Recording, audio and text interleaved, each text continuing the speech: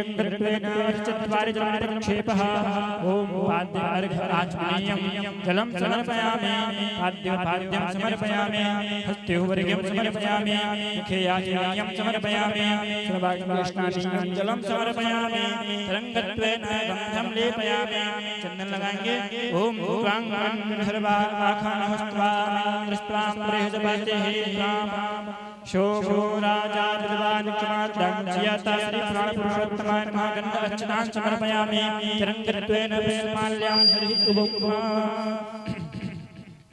ओम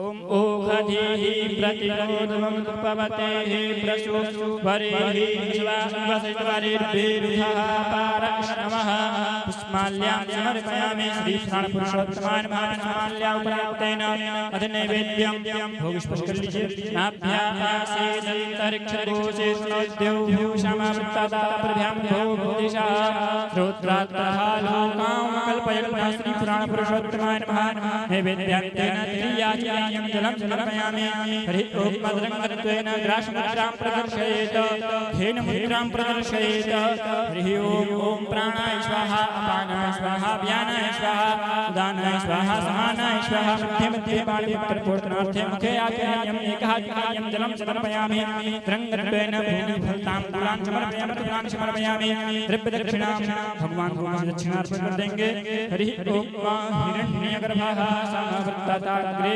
भूतस्याजातः पतिरेक आसीता सदाधार विधिविद्यामते माक्ष्मै देवाय हविषा विधेम ओम भूर्भुवस्वः ताया पूजायाः पुण्यार्थे द्रव्यदक्षिणां समर्पयामि द्रव्यदक्षिणोपरान्तेन अथ हस्ते यक्षे पुष्पाणि गृहीत्वा प्रार्थयेत हरिः ओम ध्येयं सदा परिभवघ्नमभीष्टतोऽहं तीर्थास्पदं सुविरञ्चितं शरण्यं धृत्यार्तिहं वृन्दपालभातिपोतं वन्दे महापुरुषते चरणारविन्दं श्री प्राणपुरुषोत्तमाय नमः प्रार्थनापूर्वकानन्दघोषनमस्कारां समर्पयामि बालगोपाल लड्डूगोपाल नमः गन्धर्चनस्माणि समर्पयामि रंगत्वेन लड्डूगोपालाय नमः रंगत्वेन अभिप्रार्थनां महाराज जी हल्का शिल्का करेंगे हरि ओम नमो ब्रह्मण्यदेवाय गो ब्रह्मणहिताय च जगद्धिताय कृष्णाय गोविन्दाय नमो नमः आकाशात् कृतं तोयं यथा गच्छति सागरं सर्वदेव नमस्कारं केशवं प्रतिगच्छति हरि ओम यं प्रव्रजन्तमनुपेतमपेतकृत्यं द्वैपायनो विरहकातर आजुहाव पुत्रेति तन्मयतया तरवोभिनेदुस्तं सर्वभूतहृदय पुण्यमानितोऽस्मि दक्षिण दे करके प्रणाम कर लीजिए हरि ओम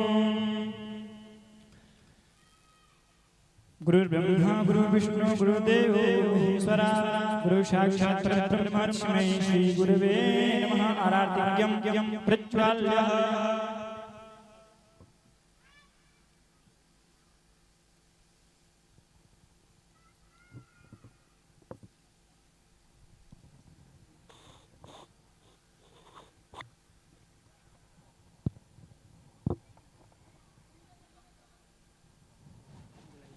हरि ओम अथ आराध्यं प्रज्वाल्य हरि ओम चन्द्रमानिषोजाचक्षुः सूर्यो अजायत श्रोत्रात्राश्च प्राणश्च मुखादग्निरजायत आप सभी भक्त अपने स्थान खड़े हो जाएं खड़े होकर आरती करेंगे सभी भक्त अपने स्थान से खड़े हो जाएंगे श्री राधे श्री राधे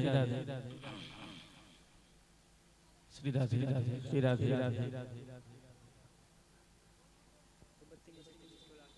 श्री राधे श्री राधे श्री राधे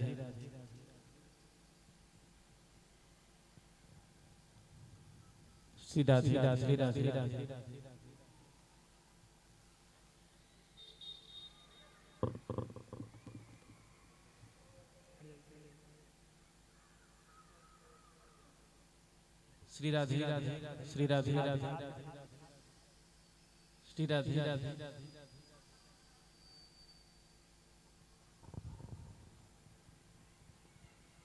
श्री राधे श्री राधे श्री राधे श्री राधे श्री राधे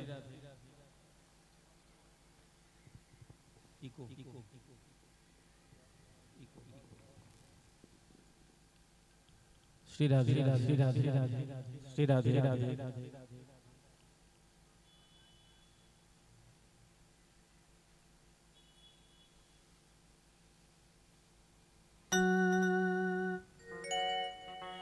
बंसी विभूषित करा नवनीर दावा पीतांबराधरुणबिंब फलाधरोस्ता पूर्णेन्द्र सुंदर मुखादरविंद नेत्रा कृष्णाक्षरमणिमपि तत्त्वमहं न जाने। श्री बांके बिहारी तेरे आरती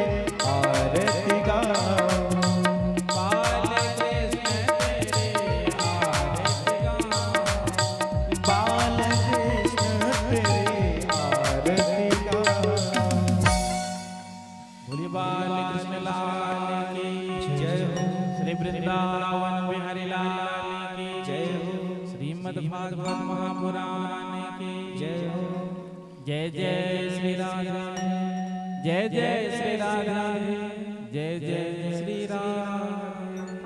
हरि ओम। शीतले तुम जगत माता, शीतले तुम जगत पिता, शीतले तुम जगत धात्री, शीतलायै नमो नमः।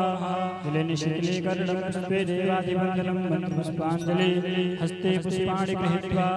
हरि ओम। जनेन यज्ञमय जनित देवास्तानि धर्माणि प्रथमं नाशन्ना देहनातं महिमानः सजन्तजन्त्रा पूर्वे साध्याः सन्ति देवाः हरिः ओं सेवन्तिकावकुलचमचपाठलब्धे पुनः गजादिकरवेदलसालपुष्पै बिल्वप्रभालतुलसीदलमञ्जरीभिस्त्वां पूजयामि जगदे स्वरवे प्रसीद नानासुगन्धपुष्पाणि यथा कालो भवानि च पुष्पाञ्जलिमया नित्यगृहाण परमेश्वरः मन्त्रपुष्पाञ्जलिं समर्पयामि। बोलिए श्रीमद्भागवत महापुराण की जय, सुखदेव जी महाराज की जय, श्री व्यास जी महाराज की जय। जय जय श्री राधे श्याम। श्री राधे आप सभी भक्तों का हार्दिक स्वागत एवं अभिनंदन।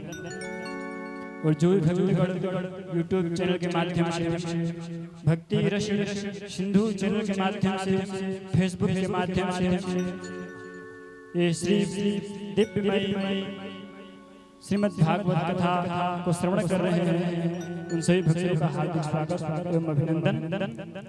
और जो भी भक्तगण मेरी आवाज सुन रहे हैं, माताएं भाई बहन, जहाँ तक मेरी आवाज जा रही है इस विद्युत यंत्र के माध्यम से, ग्रामवासी क्षेत्रवासी सभी भाई बहनों से मेरा निवेदन है कि आप सब लोग जल्द से जल्द अपने अपने गृह कार्य से निवृत्त होकर के कथा प्रांगण में आएंगे। परम पूज्य आदरणीय श्री व्यास जी महाराज मंच पर मंचासीन हो चुके हैं और हम उनके मुखारविंद से दिव्यमयी अमृतमयी कथा का स्वादन करेंगे और अपने जीवन को हम सब लोग कृतार्थ करेंगे, हम धन्य बनाएंगे।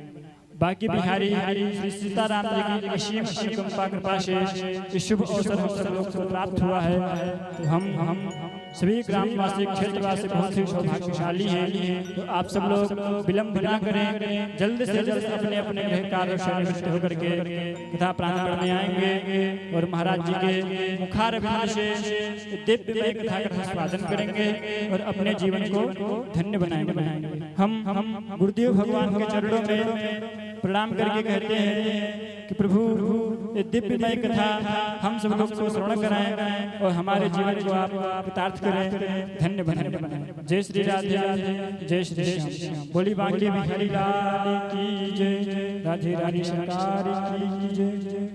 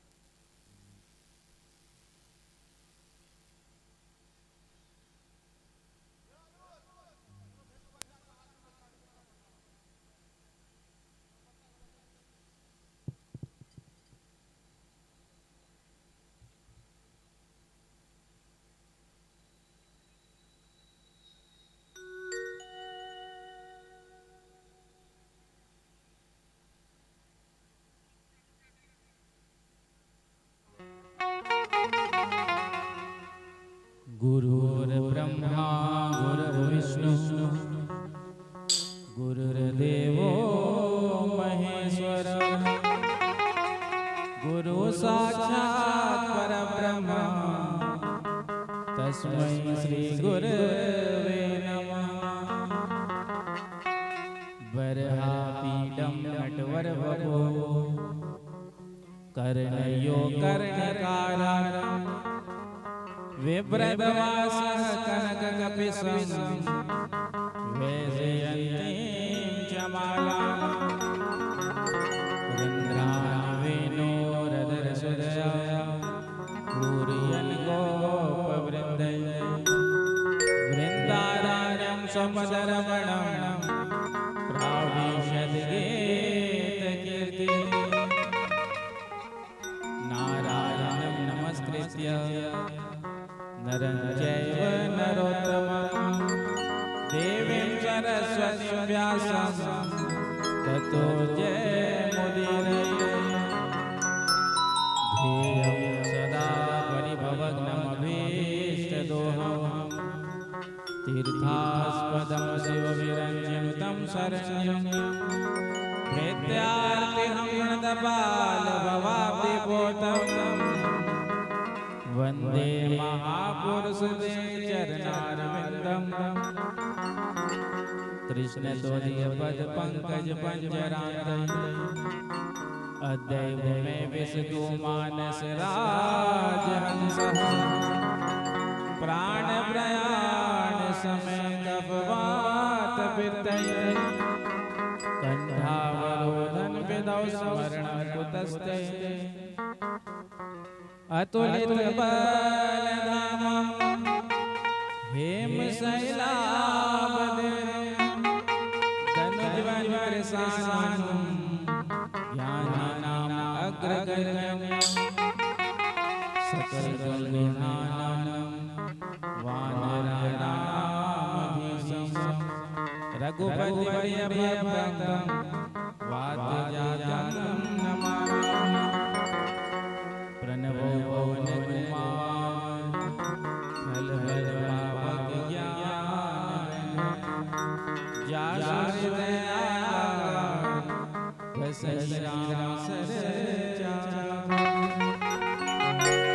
श्री सीतानाथ समारंभम्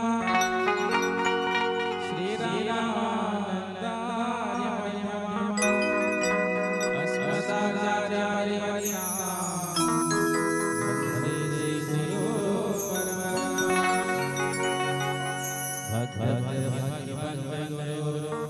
चतुर्नाम इनके पद बन गए तो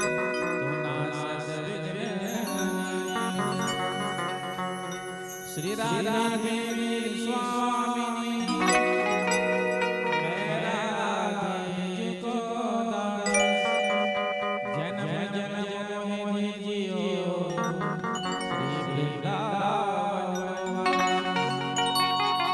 सब द्वार को छाड़ के निमे आयो तेरे द्वार अहो वृषभानु की लाडली नेक मेरी ओर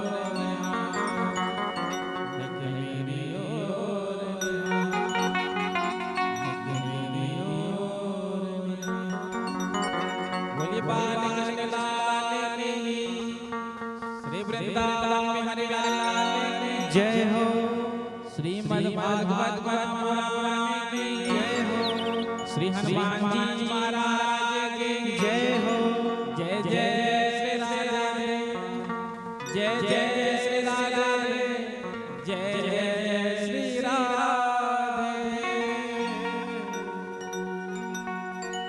आइए भागवत कथा में प्रवेश करें उससे पूछनो की बड़े बड़े भाव से अपने मन और वाणी को पवित्र करते हुए भगवान नाम का कीर्तन करना।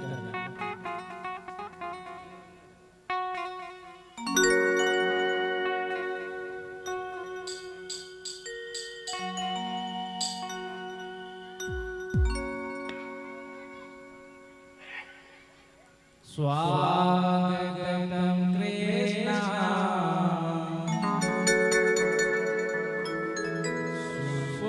स्वागतम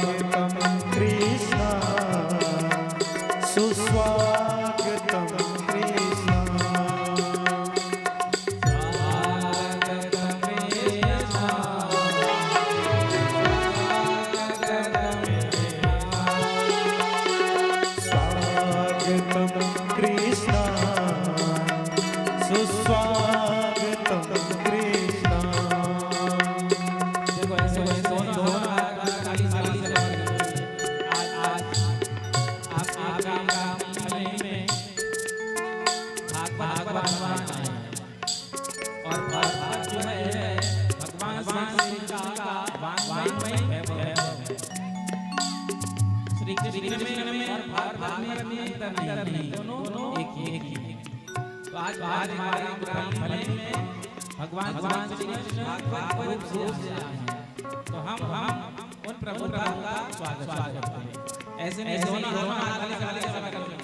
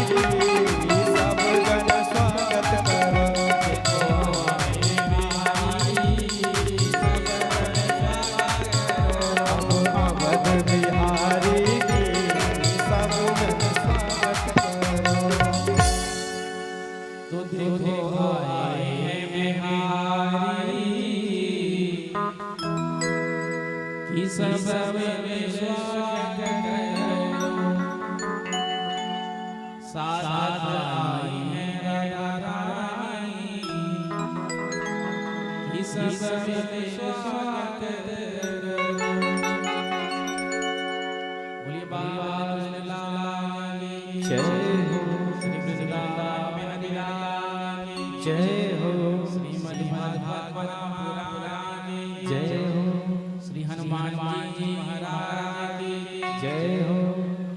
श्री भुवनेश्वर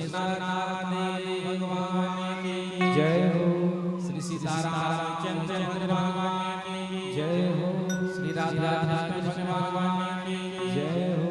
श्री गौरी शंकर भगवान की जय हो। श्री लक्ष्मी नारायण भगवान की जय हो।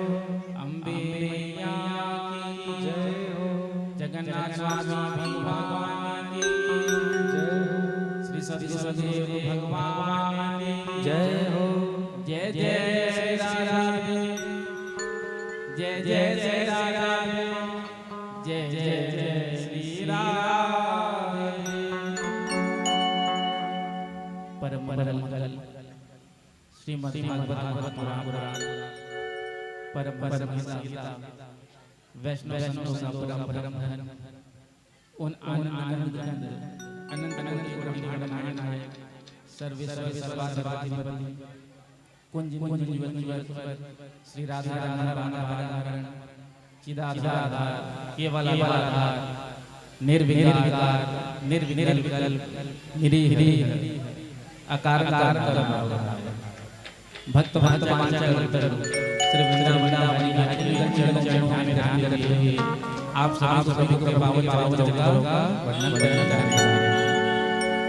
कथाम समस्त स्नेहमयी वात्सल्यमयी माताएं आप सब विराजमान उन प्रभु को प्रणाम करते सभी आदर जय जय श्री कृष्ण, जय जय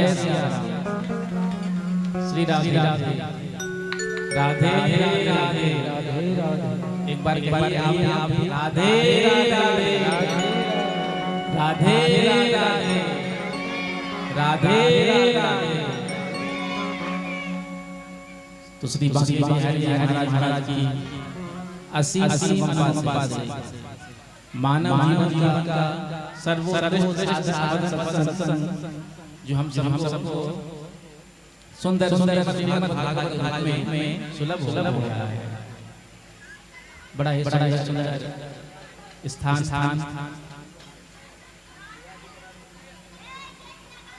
श्री भुवनेश्वर मंदिर आंगन हम सब करने का सौभाग्य प्राप्त हो रहा है। और कथा का आयोजन श्री पंडित शिवानंद ठाकुर जी एवं सच्ची परिवार द्वारा सुंदर और ये संकल्प जब हुआ है तो भगवान के पास होता है। जब मन और ठाकुर जी उसकी सुंदर बना क्योंकि कथा है जब भगवान की अत्यंत कृपा हुआ है तब कथा सत्संग आदि प्राप्त होता है। जब तक भगवान नहीं होती तब तक की कथा सुलभ नहीं होता। मन में भाव कथा सुनने का मन में भाव करने का, लेकिन जब तक वो गोविंद नहीं होती तब तक यह संभव नहीं होता। तो आज भगवान ने अत्यंत कृपा की पूरे परिवार और जिसकी आज हम सब यहाँ पर कथा श्रवण के लिए एकत्रित हैं। बड़ा ही सुंदर लीला में कलश भाई की यहाँ से मंदिर प्रांगण से ही प्रारंभ हुआ और जिसको देख कर हमको भी बड़ा आनंद हुआ। 8 किलोमीटर कलश यात्रा प्रेम से श्री राधे श्री राधे। कितने किलोमीटर 4 किलोमीटर जाना और 4 किलोमीटर आना 8 किलोमीटर तक सभी माताएं बहनें छोटी छठियां छोटे बालक हमारी माता यजमान जी अपने मस्तक पर माथे पर भागवत जी की विराजमान हुई माता जी सुंदर कलश धारण हुए और बिना पादुका पदत्राण और समय 11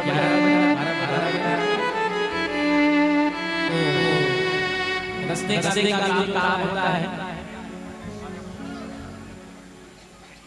लेकिन आपकी भक्ति भावना श्रद्धा आप सब बड़े प्रेम से जो कलश यात्रा का प्रारंभ हुआ था वही कलश यात्रा के विश्राम कर दिया, क्योंकि मुख्य मंडल की आभा व्यक्त करती है। तो हम आप सबके भक्ति भाव को प्रणाम करते हैं। माताओं में अत्यंत श्रद्धा होती है, इसलिए तो वरना आजकल चलना पड़ जाता है। जब से सागर आ गए तो 50-100 कदम के यहाँ चलना नहीं चाहते, अभ्यास नहीं रहेगा। लेकिन भगवान की कृपा से 8 किलोमीटर की यात्रा में हम सबने भाग लिया। ये भगवान की कृपा से संभव है। बड़ा ही सुंदर कलश यात्रा का हम सबने दर्शन किया और हम सबने दर्शन किया और लाइव कथा के माध्यम से देश में बैठे हुए जितने हमारे भक्त हैं, आशीर्वाद हैं, वो भी दर्शन, क्योंकि यह श्रद्धा भाव भक्ति जो है ग्रामीण अंचलों में ही अवशेष रह गई। शहरों में क्या कहना, शहरों में भक्ति भाव नहीं रह गए, लेकिन आज भी ग्रामीण अंचलों में वही श्रद्धा, वही भक्ति, वही भावना से है। यदि संस्कृति की रक्षा हो रही है, सनातन संस्कृति की, सभ्यता की, संस्कारों की, वो ग्रामीण अंचलों से ही है। तो हमें अपने जो संस्कार हैं, जो हमारी संस्कृति है, जो हमारी सभ्यता है, उसका हमेशा पालन करना चाहिए। तो आज प्रथम दिवस कथा है, तो प्राय प्रथम दिवस कथा में विलंब हो जाता है। ऐसा नहीं यहीं पर विलंब हुआ, जैसे कथा का समय 3 बजे से था, लेकिन कलश यात्रा से आते हम सबको 1:30 बज गया था। उसके बाद पूजन का भी कार्यक्रम, तो इन सब के चलते थोड़ा सा प्रथम दिवस विलंब हो जाता है। और प्रथम दिवस यजमान की भी परीक्षा होती है, प्रेम से सिखाते हैं। कैसी परीक्षा? प्रातः काल से लेकर के सुबह के व्यवस्था देखना, कथा की तैयारियां देखना, पूजा पाठ की व्यवस्था देखना, पूजा करना, उसके बाद कलश यात्रा में सम्मिलित होना, उसके बाद फिर कथा में आकर के बैठना। प्रातः काल से लेकर के सायंकाल तक यजमान जी की परीक्षा होती है। और हमारे यजमान जी बड़े भगवान, प्रेम से कहो श्री राधे। अभी वही उत्साह, वही उमंग आपके हर पर झलक रही है, क्योंकि जब हम भक्ति के मार्ग पर चलते हैं, जब हम साधना करते हैं, तो थकावट नहीं होता। ऐसे आप 1 किलोमीटर चल लीजिए, थक जाएंगे। लेकिन 8 किलोमीटर की कलश यात्रा में आप सब भाग लिया, तो उसमें हमें थकावट नहीं होती। क्यों? वो आनंद से जुड़े हुए हैं। जैसे भागवत जी विराजमान है, यजमान जी के मस्तक पर जहाँ भी यात्रा होती है, तो भागवत जी जो है यजमान जी के मस्तक पर विराजमान।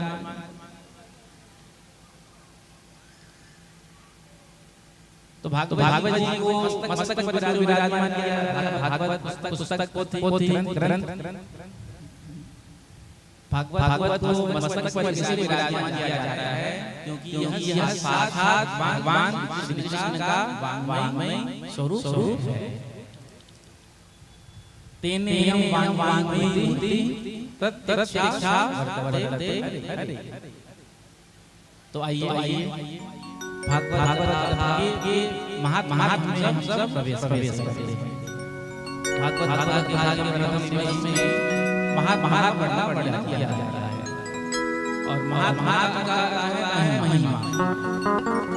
किसी भी पुराण को आप सुनिए या आप उसका पाठ करिए तो सबसे पहले महात्म्य का वर्णन होता है। महात्म्य से कैसे कहते हैं?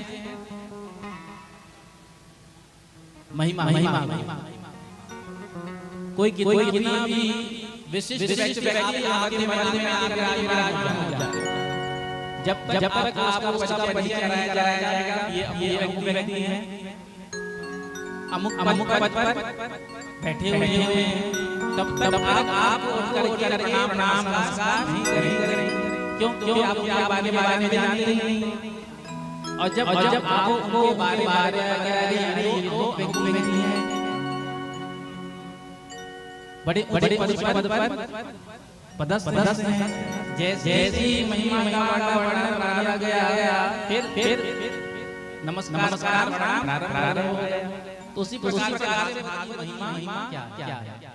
भागवत से क्या लाभ होता है?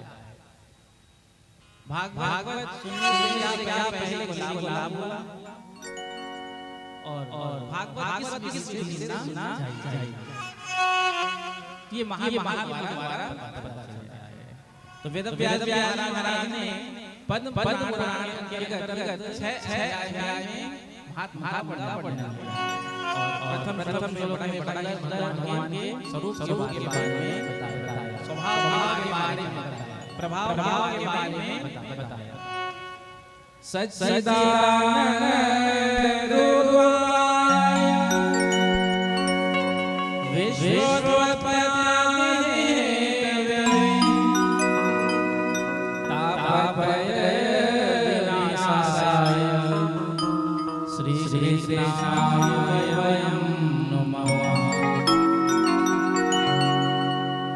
कितना सुंदर कहते हैं सच्चिदानंद प्रभु का कितना सुंदर स्वरूप है। सच्चिदानंद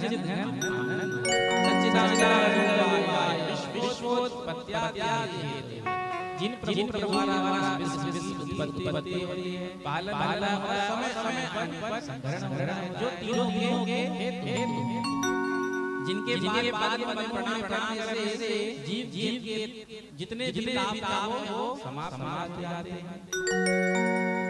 ताप करेगा तो ताप कैसे कहते हैं? जब पाप करता है पाप के बल से ताप होता है। तो जब जीव भगवान के पाद में चढ़ना गया है तो तीनों तापों से मुक्त हो जाता है। आप बताइए आपके पास से दैविक और भौतिक। तो जब जीव भगवान के पाद के चढ़ना गया है तो तीनों तापों से मुक्त हो जाता है। ऐसे प्रभु के चरणों में हम सभी बार प्रणाम करें। श्री कृष्णाय वयम नमः, क्योंकि हमारे संस्कार है प्रणाम नमस्कार करने की। जब हम किसी व्यक्ति से हैं जो हमसे बड़े हैं तो हम प्रणाम करते हैं, नमस्कार करते हैं। भारतीय संस्कृति नमस्कार की और विदेशी कल्चर हैंड से हाथ मिलाने की। लेकिन जब नया आया पहले लोग नमस्कार करने में संकोच करते थे। लेकिन जब आया तो जो हाथ मिला पहले वो भी दूर से राम करते, प्रेम से कहो श्री राधे। तो नमस्कार राम हमारी संस्कृति है, संस्कार है। और नमस्कार करने से चार चीज है प्रणाम करने से। यदि हम किसी के चरणों में प्रणाम करने से हम अपने से के चरणों में प्रणाम करने चार होती है। सबसे पहला आयु, दूसरा विद्या, तीसरा यश और चौथा बल। इसलिए प्रणाम करना चाहिए। और प्रणाम करना चाहिए, दोनों हाथों से प्रणाम करना चाहिए। चरण स्पर्श करके प्रणाम करना चाहिए। प्रेम से कहो श्री राधे, जोर से राधे राधे राधे राधे। लेकिन आजकल प्रणाम करने का बड़ा धंधा हो गया। पहले चरण स्पर्श प्रणाम करते, दोनों हाथ दोनों चरण में रखकर स्पर्श करते हुए प्रणाम करते। और प्रणाम करने की सही विधि यही है। लेकिन इसके बाद एक हाथ से प्रणाम करना है। आप देखा होगा पहले अभी भी जिनको ज्ञान है दोनों हाथ से प्रणाम करते हैं। पहले दोनों हाथ से प्रणाम करते थे। समय आगे बढ़ा तो एक हाथ से प्रणाम करने लगे। उसके बाद में तो अब में बड़ा रहा है। तो महाराज जी में कोई प्रणाम कर प्रेम से और आज मैं क्या कहूं, अब तो लोग केवल प्रेम से श्री राधे। देखो मिल जाए जीवन बदल जाए। इसलिए तो महाराज जी सर पर हाथ रखना। हमारा सर पर हाथ रखने हो गया। पहले हम भी साधु साई में जब आशीर्वाद दिया जाता है, हां बच्चा दिया पर और दीदी मस्तक पर एक देवी आई याद आशीर्वाद देने के लिए। तो हमने भी आशीर्वाद के लिए जैसे हाथ सर पर लगाया, हाथ झुक गया।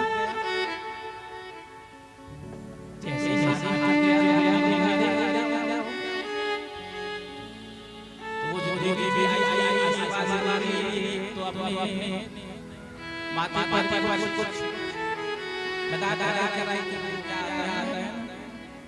हाँ आज नए से आ गए और ऊपर से जैसे उस दिन से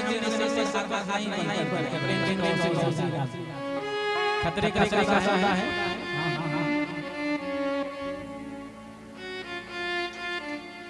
तो प्रणाम कैसे करना चाहिए?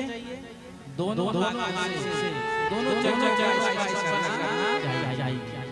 और आप हृदय से प्रणाम हैं, फिर आपको आशीर्वाद दीजिए, क्योंकि आशीर्वाद हृदय से निकलता है।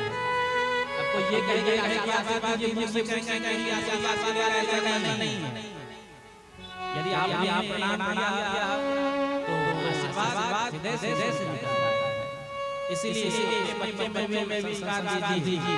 जब घर में आया तो प्रणाम करें, क्योंकि प्रणाम करने से फायदा है, लाभ हानि होता है। क्या है? आयु।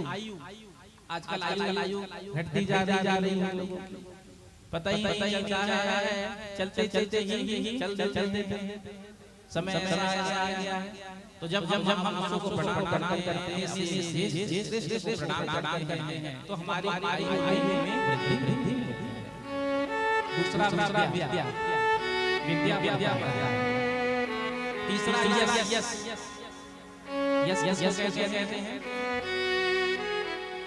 जब समाज में शिक्षा करते हैं, समाज करते हैं, दीन की सेवा करते हैं, तो समाज यश।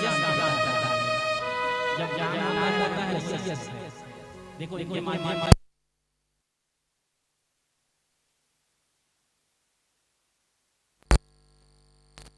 और चौथा बल, क्योंकि आज जोर होते जा रहे हैं। क्योंकि जितना भी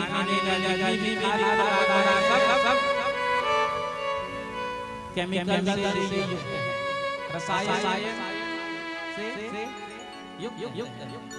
कोई चीज आज समय में शुद्ध नहीं है। आप फल भी मिलावट,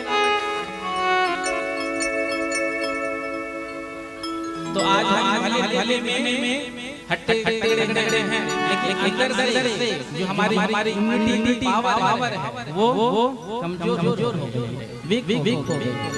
तो जब हम अपने प्रणाम करते हैं तो हमारा बल बढ़ता है। तो इसलिए हम प्रणाम करना चाहिए। प्रेम से कहो श्री राधे राधे, जोर से राधे राधे राधे राधे। वो कमजोर हो गई। जब हम अपने प्रणाम करते हैं तो हमारा बल बढ़ता है। तो इसलिए हम प्रणाम करना चाहिए। प्रेम से कहो श्री राधे राधे, जोर से राधे राधे राधे राधे। वो कमजोर हो गई। जब हम अपने प्रणाम करते हैं तो हमारा बल बढ़ता है। तो इसलिए हम प्रणाम करना चाहिए। प्रेम से कहो श्री राधे राधे, जोर से राधे राधे राधे। वो कमजोर हो गई।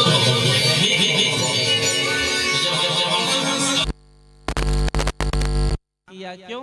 सूत जी ज्ञान में बड़े हैं, तो ज्ञान में जो बड़ा होता है वही असली में बड़ा होता है। कोई आयु में बड़ा होता है, कोई बल में बड़ा होता है, कोई ऐश्वर्य में बड़ा होता है, लेकिन समाज उसको ही सबसे ज्यादा बड़ा मानता है जो ज्ञान में बड़ा होता है। क्योंकि जो ज्ञानी है वो हर जगह पूजे जाते हैं। ऐश्वर्य आपके पास है तो आपके ऐश्वर्य पर सब नहीं रिझेंगे। प्रेम से कहो श्री राधे।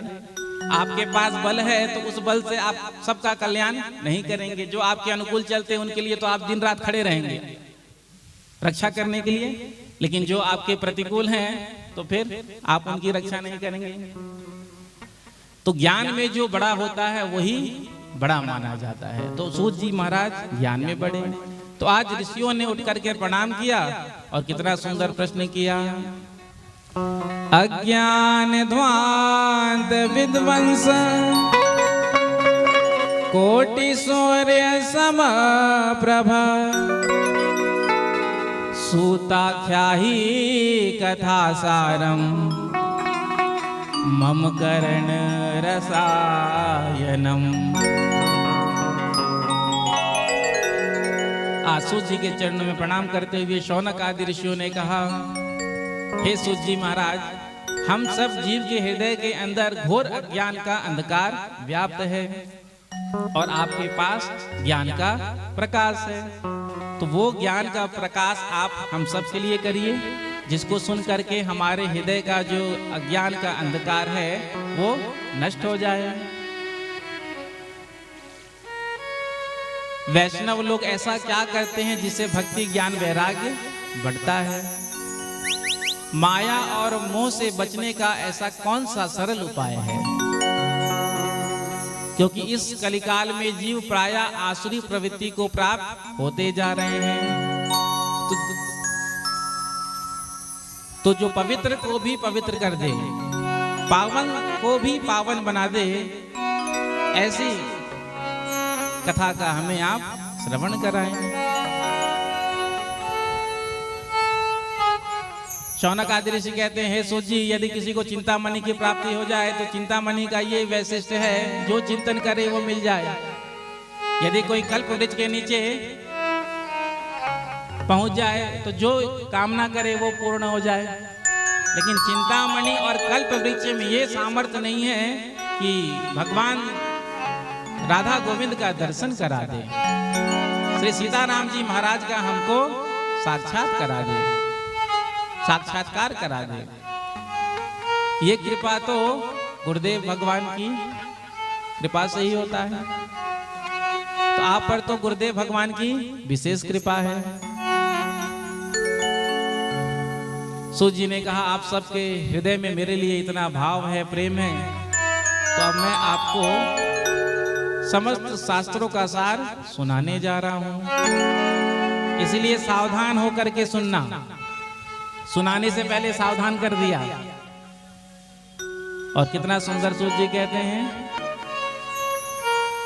काल व्याल मुख ग्रास त्रास निर्नाश हेतवे श्रीमद् भागवतम शास्त्रम कलौकीरेण भासितम। सूत जी कहते हैं ये जीव जो है काल के मुख का ग्रास बना हुआ है और प्रत्येक जीव के हृदय में एक बात का भय बना हुआ है। कौन सा बात का? कि मैं मर ना जाऊं। और मृत्यु लोक है ये, जिसका जन्म होता है तो मृत्यु भी निश्चित ही है, लेकिन मरना कोई नहीं चाहता। हाँ, कभी आपत्ति विपत्ति में मुख से निकल जाता है, जब बहुत कष्ट आ जाता है ना जीवन में, दुख आ जाता है ना, तो मुख से निकल जाता है। इससे अच्छा तो होता कि हम मर ही जाते, लेकिन मरना कोई नहीं चाहता। एक बुढ़िया घर का सारा काम करती, क्योंकि बहू कुछ काम करती नहीं, तो सारा काम बेचारी को करना पड़ता। साफ सफाई करे, झाड़ू पोछा करे, भोजन बनाए। दीपावली का समय आया, घर की साफ सफाई कर रही थी। जितना भी कूड़ा कड़कट निकला, कचड़ा निकला, एक टोकरी में भर करके रख दिया और ज्यादा भार हो गया, उठाया तो मुख से निकल गया। इससे अच्छा तो होता कि मैं मर ही जाती। इतना काम करती हूँ, दिन रात लगे रहती हूँ, फिर भी कोई श्रेय नहीं देता। इससे तो अच्छा होता मैं मर ही जाती। संयोग से यमराज गुजर रहे थे। जैसे ही यमराज ने सुना, यमराज प्रकट हो गए। माताजी आपने हमको बुलाया, हम लेने के लिए आए हैं। माताजी ने कहा आप कौन? कहा हम यमराज। आपने कहा ना इससे तो अच्छा होता कि मैं मर जाती, तो हम आपको लेने के लिए आए हैं, चलिए हमारे साथ। जो बुढ़िया ने सुना घबरा गई बेचारी और कहती है कि महाराज मुझे अभी नहीं मरना है। तो यमराज ने पूछा आपने क्यों पुकारा, हमें क्यों बुलाया? तो कहा महाराज ये टोकरा थोड़ा ज्यादा भारी हो गया था ना, इसीलिए मेरे मुख से निकल गया। तो अब आप आ ही गए हैं तो ये टोकरी छड़ा मेरे माथे पर उठा दीजिए। जब टोकरी भारी हो जाए तो अकेले से नहीं उठता है, तो कोई साथ मिल करके उठा देता है, तो आप थोड़ा सा मदद कर दीजिए। तो कहने का अभिप्राय है, दुख आ जाए जीवन में, संकट आ जाए जीवन में, कष्ट आ जाए जीवन में, तो मुख से निकल जाता है। इससे अच्छा होता हम मर जाते हैं, लेकिन संसार में कोई मरना नहीं चाहता। संसार में कोई मरना नहीं चाहता। तो प्राणियों के अंदर मृत्यु का भय उपस्थित है। तो श्री सूत जी कहते हैं, श्री सुखदेव जी महाराज ने मृत्यु के भय को दूर करने के लिए भागवत संहिता का वर्णन किया था। कब किया था? क्यों किया था? किससे किया था? तो जब राजा परीक्षित को 7 दिन में मरने का शाप लगा, समीक ऋषि के पुत्र सिंगी ने 7 दिन में मरने का शाप दिया था। तो जब शाप 7 दिन में मरने का मिल गया राजा परीक्षित को, तो राजा परीक्षित गंगा के तट पर पहुंच गए राजपाट छोड़ करके। तभी वहां पर श्री सुखदेव जी महाराज का आगमन हुआ और सुखदेव जी महाराज राजा परीक्षित को भागवत कथा सुनाने जा रहे थे। जैसे ही जयकारा लगाया, बोलो भागवत भगवान की। भोजन करके आए हैं कि नहीं आप सब? हाँ, प्रेम से कहो श्री राधे।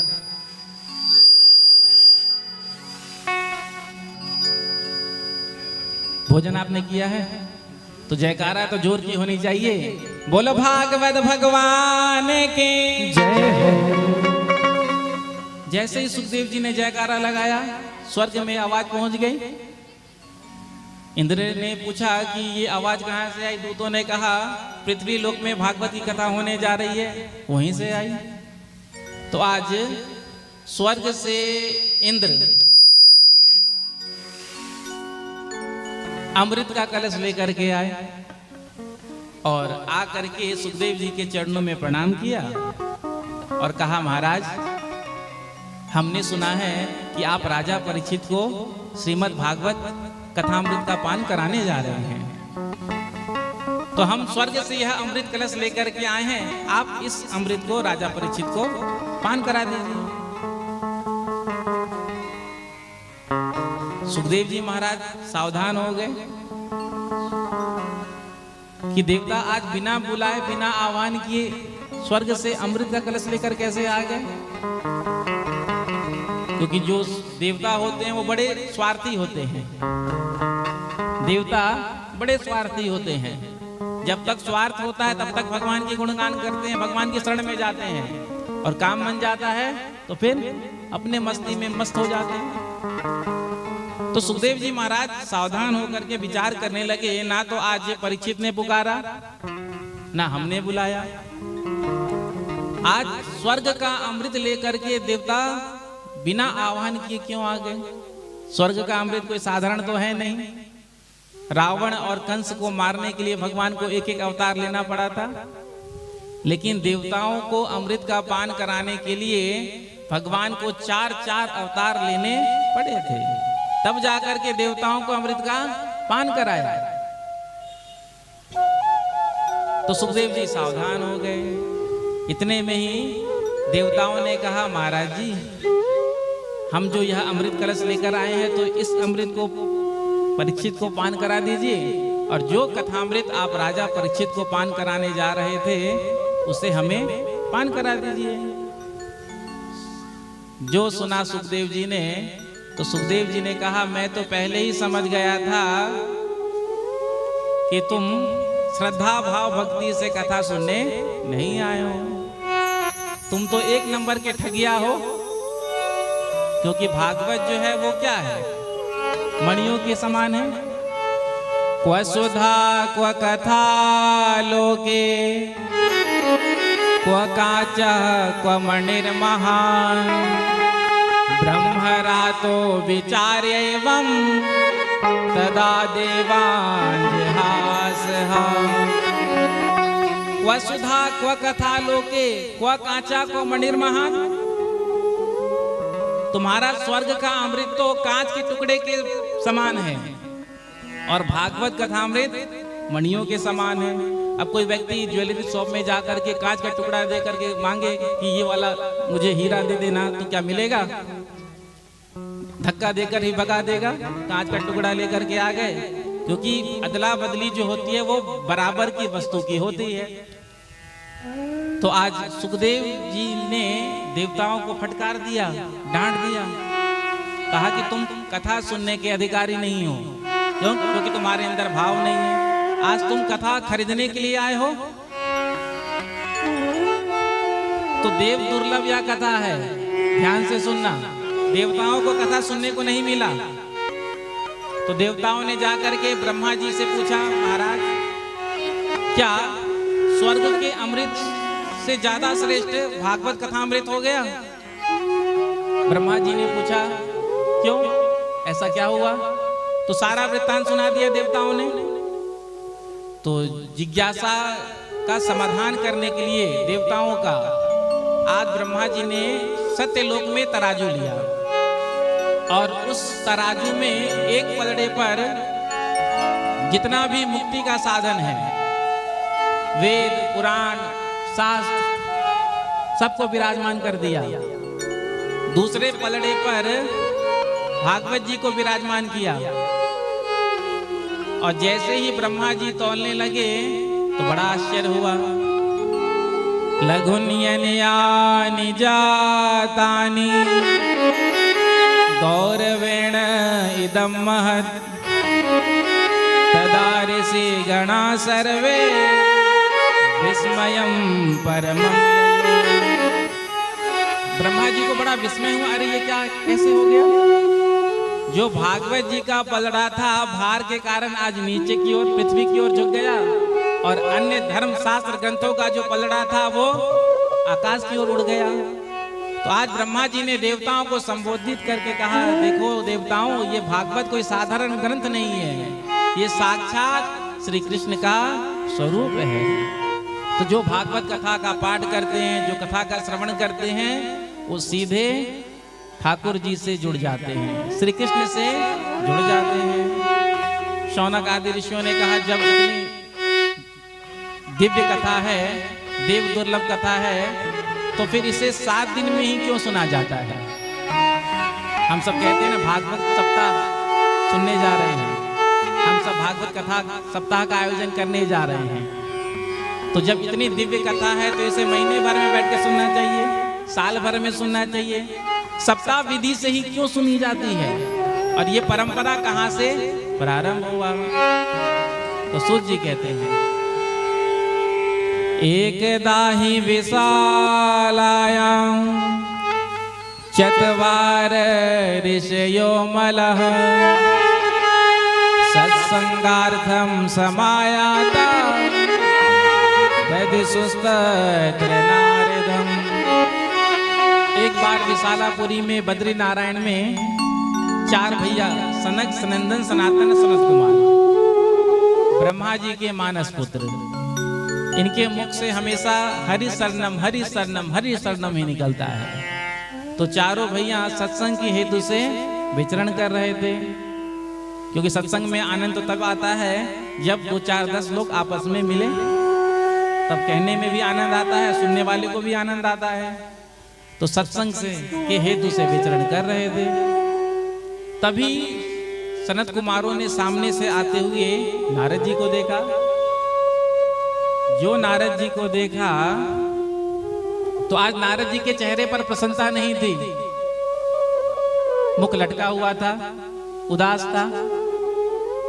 सनत कुमारों को बड़ा आश्चर्य हुआ, क्योंकि महात्मा को जब भी आप देखेंगे तो हमेशा मस्ती में मस्त रहते हैं, प्रसन्न रहते हैं, मुखारबिंद में हंसी रहती है। लेकिन आज नारद जी का मुख लटका हुआ था, चिंता छलक रही थी चेहरे पर। जैसे ही निकट आए तो सनत कुमारों ने पूछा कथम ब्रह्मण दीन मुख कुतश्चिंता तुरो भवान त्वरितं गम्यते कुत्र कुतस्य आगमनं तव। अरे महाराज, ये आप भागे भागे कहाँ जा रहे हैं? ये आप भागे भागे कहाँ से आ रहे हैं? आपको देख करके तो ऐसा लगता है मानो किसी महाकृपण का किसी ने धन हरण कर लिया हो, वही स्थिति आपकी है। जैसे कोई कृपण हो, कंजूस हो, और कंजूस का धन कोई ले ले तो उसकी क्या स्थिति होगी? क्योंकि कंजूस को अपना धन बड़ा प्रिय होता है। एक व्यक्ति जो बड़ा कंजूस था, कभी 1 पैसे का दान नहीं किया। तो किसी गांव में कथा चल रही थी, तो सब कुछ ना कुछ दे रहे थे। तो साथ वालों ने कहा कि तुम भी कुछ चढ़ा दो। तो दूसरे दिन जो है 1 का सिक्का लेकर के आया। प्रेम से कहो श्री राधे। कितने का सिक्का? 1 का सिक्का लेकर के आया, और सिक्का भी अपने हाथों में रख लिया और बड़ी जोर से मुट्ठी बंद कर लिया। अब लाइन लगा हुआ था पूजन के लिए, 1 बाई 1 करके लोग आ रहे थे। अब बार बार मुट्ठी खोलता, बार बार मुट्ठी बंद करता। जेठ का महीना था। जब तक आरती के थाल तक पहुंचा तो जब हाथ खोल करके देखा तो पसीने के कारण सिक्का थोड़ा गीला हो गया था पसीने के बूंद से। तो देख करके कहा देखो ये रो रहा है, ये रो रहा है क्योंकि आज मैं इसका त्याग कर रहा हूं। ये मुझको छोड़ के जाना नहीं चाहता, तो मैं इसको कैसे त्याग सकता हूं। मुट्ठी बंद कर लिया और सिक्का लेकर के चला गया। अब उसी व्यक्ति का कोई 2-4 लाख रुपए लेकर के गायब हो जाए तो उसकी क्या दशा होगी? जिसको 1 रुपए से इतना प्रेम हो, 2-4 लाख चला गया तो अटैक से ही खत्म। तो नारद जी आपको देखकर तो ऐसा ही लग रहा है। अरे संतों का धन तो भगवान नाम होता है, जिसे कोई चुराने वाला नहीं, चौरे में रखा रहे। संसार के धन की तो अनेक समस्या होती हैं, लेकिन भगवान नाम का जो धन होता है तो इसकी कोई समस्या नहीं। तो आप महात्माओं का धन तो भगवान नाम है। हमारो धन राधा श्री राधा श्री राधा, हमारो धन राधा श्री राधा श्री राधा, हमारो धन राधा श्री राधा श्री राधा, हमारो धन राधा श्री राधा श्री राधा,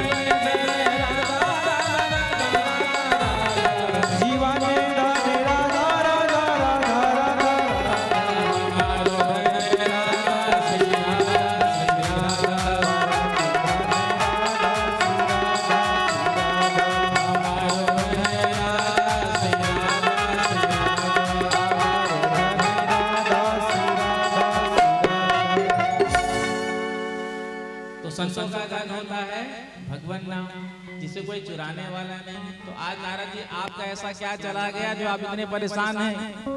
संसारियों को जब समस्या सताती है तो संतों की शरण में जाते हैं, महाराज हमारा दुख दूर करो। लेकिन आप जैसे महात्मा ही ऐसे मुख लटकाए हुए घूमेंगे तो संसारियों पर क्या बीतेगी? महात्माओं को तो हमेशा मस्त रहना चाहिए, प्रसन्न रहना चाहिए, मस्ती में आनंद में मुस्कुराते रहना चाहिए।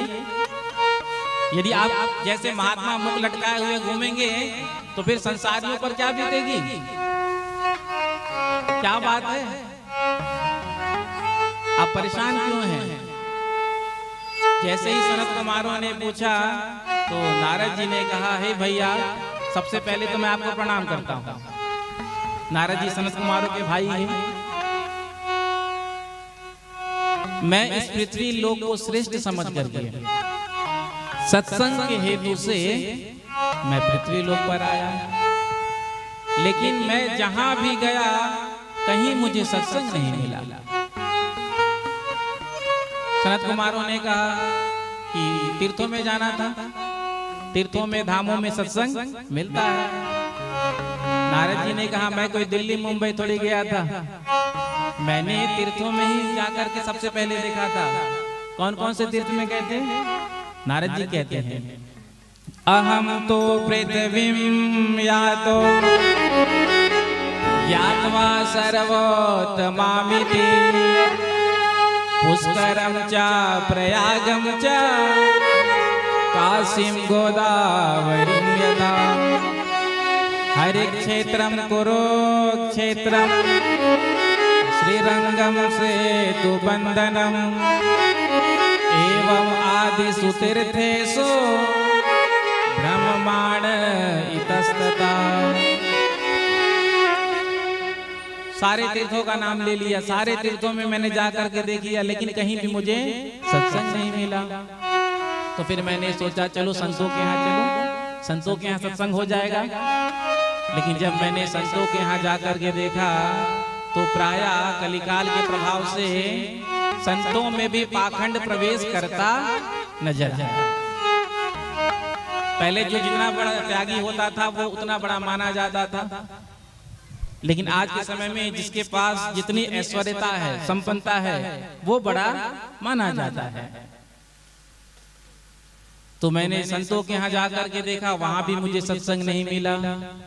तो फिर मैंने सोचा कि चलो अब गृहस्थों के यहाँ जाकर के देख लूं।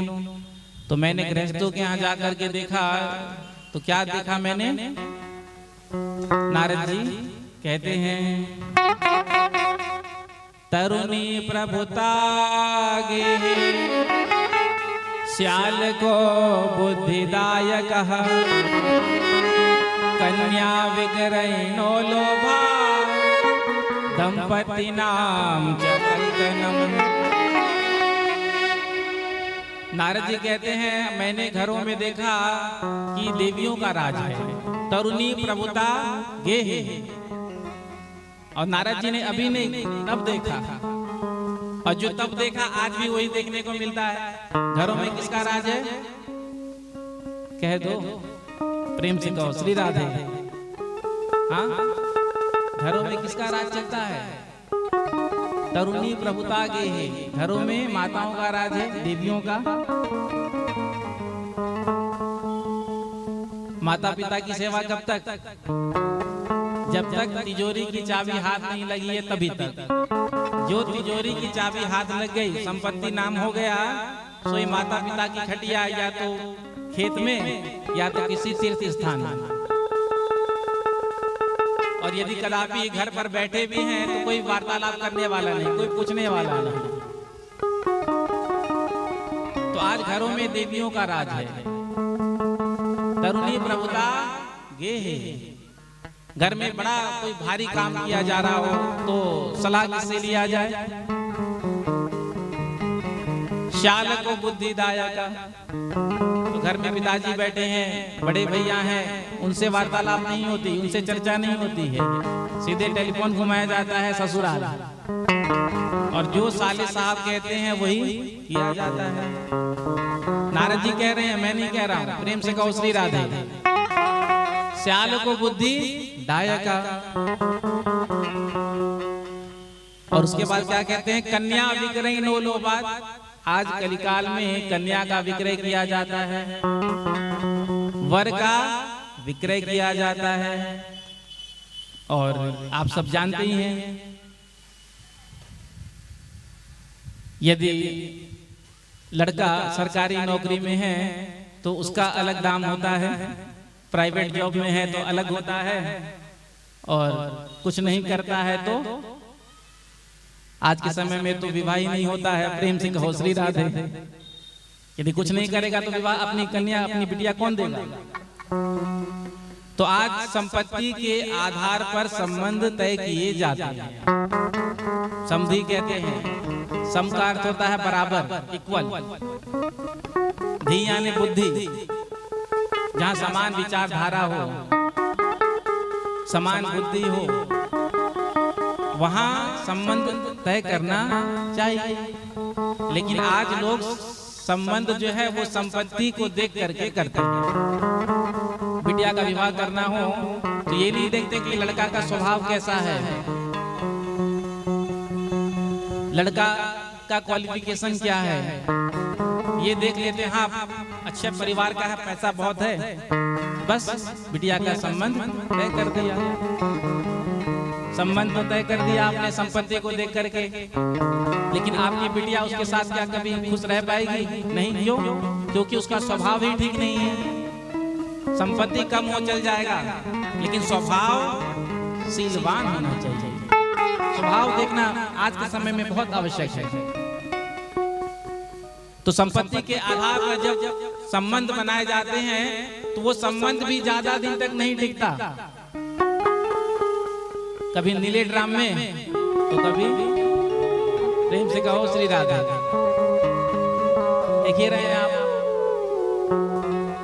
दंपति नाम चा कलकनम। पति पत्नी में ही महाभारत चलता रहता है। आजकल जो विवाह हो रहा है वो विवाह भी सफल नहीं हो रहा। 2, 4, 6 महीने में मैंने समाचार पत्र में पढ़ा, विवाहें आज टूट रही हैं 4, 6 महीने में। तो संबंध आज के समय में जो हम बना रहे हैं, कर रहे हैं, वो संबंध भी ज्यादा दिन तक नहीं चलता। पति पत्नी में ही आपस में कलह मचा रहता है। दाम्पत्य जीवन में भी प्रेम समाप्त होता जा रहा है। एक पति पत्नी मंदिर गए और जैसे कि हम मंदिर जाते हैं तो भगवान से कुछ ना कुछ मांगते ही हैं। प्रायः हम सबका स्वभाव बन गया है मांगना। तो प्रार्थना किया, दोनों ने कुछ ना कुछ मांगा। अब जब मंदिर से दर्शन करके दोनों निकले पति पत्नी, तो पत्नी ने अपने पति से पूछा, क्यों जी आपने क्या मांगा? पति ने कहा, जो मन्नत होती है उसे बताना नहीं चाहिए जब तक पूरी ना हो जाए। तो पत्नी ने कहा, मैं पूछ रही हूँ, मुझे बताने में क्या, मुझे तो बता दीजिए। तो पति ने पूछा कि पहले तू बता, तूने क्या मांगा? तो पत्नी ने कहा कि मैंने तो भगवान से यही मांगा कि 7 जन्मों तक आप ही मुझे पति के रूप में मिले। फिर पत्नी ने पूछा कि अब आप बताइए, मैंने तो बता दिया कि मैंने क्या मांगा, आपने क्या मांगा? तो पति कहता है, ये 7वां जन्म हो, प्रेम से कहो श्री राधा, यही छुट्टी हो। तो दंपति नाम चा कल कनम। जब इन सब को मैंने देखा तो मेरे मन में बड़ा उद्विग्न हुआ। कहा तो मैं शांति के लिए आया था, लेकिन मन में, चित्त में क्रांति मच गई। तभी मुझे स्मरण आया भगवान श्री कृष्ण के प्राकट्य भूमि वृंदावन धाम की। तो मैं वहां से सीधे चल पड़ा। लेकिन जब मैं वृंदावन यमुना के तट पर पहुंचा तो वहां भी मैंने एक बड़ा ही आश्चर्य देखा। क्या आश्चर्य? एक तरुणी स्त्री 2 वृद्ध पुरुष को अपने गोद में लिटाए है और तमाम देवियां चारों तरफ उसकी सेवा कर रही हैं। कोई पंखा जल रहा है तो कोई जल पिला रहा है। तो जब मैं यमुना तट से गुजरने लगा और उस देवी की दृष्टि मुझ पर पड़ी तो उसने आवाज लगाया, भो भो साधु छनम तिष्ठा विनाशया दर्शनम तव लोकस्य सर्वथा गहरम। हे साधो क्षणम तिष्ठा, एक क्षण के लिए ठहर जाओ और मेरे चिंता को दूर करते जाओ। मत चिंता मपि नाशया दर्शनम तव लोकस्य सर्वथा गहरम परम। आप जैसे संतों महात्माओं का दर्शन हो जाए तो कहना क्या। आप जैसे संतों का दर्शन करते ही जितने भी जीव के पाप ताप संताप होते हैं तत्काल तत्क्षण नष्ट हो जाते हैं। तो मेरे चिंता को दूर करते जाइए। तो आज नारद जी आए हैं और आकर के पूछा, देवी आप कौन है, अपना परिचय दीजिए। तो आज उस देवी ने अपना परिचय दिया। अहम भक्ति रीति ख्याता इमौ में तनयो मतौ ज्ञान वैराग्य नामानो काल योगेन जर्जर उत्पन्ना द्रविड़े साहम सिद्धिं कर्नाटके गतः क्वचित् क्वचिन् महाराष्ट्रे गुर्जरे जीर्णतां गतः। तो आज भक्ति महारानी ने, वो देवी जो है, अपना परिचय दे रही है। मेरा नाम है भक्ति, अहम भक्ति रीति ख्याता। और ये जो 2 पुरुष मेरे गोद में लेटे हैं ये मेरे पुत्र हैं, ज्ञान और वैराग्य। विस्तार से बताया हमारा जन्म कहाँ हुआ, कहाँ पले बड़े। लेकिन जब से मैं वृंदावन आई तो मैं तरुणी हो गई युवान हो गए, लेकिन मेरे पुत्र वृद्धावस्था को प्राप्त हो गए। यदि ऐसा ही रहा तो मैं वृंदावन को छोड़कर विदेश चली जाऊंगी। जो सुना नारद जी ने कि भक्ति महारानी कह रही है वृंदावन को छोड़ करके मैं विदेश चली जाऊंगी, तो नारद जी ने कहा वृंदावनस्य संयोगा पुनस्त्वं तरुणी नव धन्यं वृंदावनं तेन भक्ति नित्य प्रियत्र च। धन्य है ये पावन वृंदावन की भूमि जहां आज भी भक्ति महारानी साक्षात नित्य कर रही हैं। और यदि वृंदावन से भक्ति चली जाएगी तो फिर वृंदावन में शेष रहेगा क्या? भक्ति के वशीभूत होकर ही तो हम वृंदावन भाग रहे हैं दर्शन करने के लिए बिहारी जी का। आज आप जाकर देखो बिहारी जी में कितना भीड़, इतनी भीड़, इतनी संख्या भक्तों की, कहना क्या। पहले कम से कम नवरात्रि आदि में भीड़ कम होती थी। क्यों? लोग अपने घर पर ही माता जी का पूजा करते, पितृपक्ष श्राद्ध पक्ष जो आता है उसमें थोड़ा भीड़ कम होता। लेकिन आज वृंदावन की स्थिति ऐसी है, पहले कहते थे सैटरडे संडे मत आओ। क्यों? सैटरडे संडे को ज्यादा भीड़ होता है, लेकिन अब तो क्या सैटरडे क्या संडे, रोज वही भीड़। कभी भी आप चले जाइए वृंदावन धाम, आपको भीड़ ही भीड़ मिलेगा। तो ये भक्ति महारानी की कृपा से ही यदि आप भी छोड़कर चली जाएंगी वृंदावन धाम, तो फिर वृंदावन कौन आएगा? वृंदावन की भूमि में आज भी वो चमत्कार है। प्रेम से कहो श्री राधे। वृंदावन की भूमि में जाकर के जो 80-90 साल के डोकरा डोकरी होते हैं ना, बूढ़ा बुढ़िया, वो भी ठुमका लगाते हैं और खूब वीडियो वायरल करते हैं। प्रेम से कहो श्री राधे। आजकल तो वायरल का जमाना है ना, रील का। तो आइए मेरे साथ आप भी वृंदावन चलिए।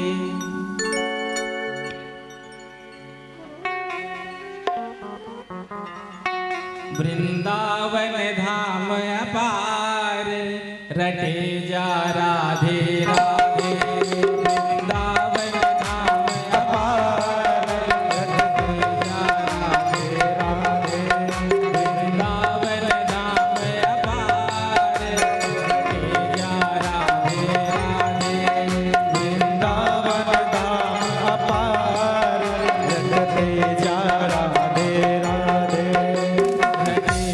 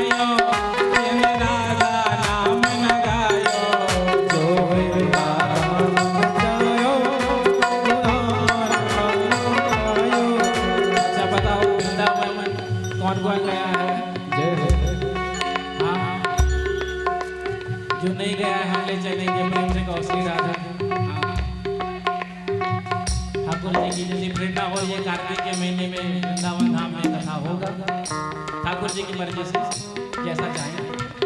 तो जो नहीं गए हैं तो कार्तिक का महीना ऐसे ही बड़ा पावन पवित्र होता है, जिसे दामोदर मास कहते हैं, और लोग मास करने भी जाते हैं। तो जो नहीं गया है वो मेरे साथ चलेंगे, जिनको भी आना है वो आ सकते हैं। तो कौन कौन नहीं गया वृंदावन, जरा हाथ उठाना। काफी संख्या है आपके यहाँ। तो जो नहीं अभी तक वृंदावन गया है उन सबको मैं आमंत्रण करता हूँ, आइए वृंदावन धाम में दर्शन करिए, कथा का श्रवण करिए। अच्छा, राधा नाम किसने किसने नहीं गाया है, हाथ उठाना। राधा नाम तो सबने गाया है। तो कितना सुंदर कवि ने कहा, जो वृंदावन में ना आयो जैने राधा नाम न गायो। जो कभी वृंदावन में नहीं आया, जिसने कभी राधा नाम नहीं गाया, तो वाको जीवन वाको जीवन वाको जीवन को धिकार।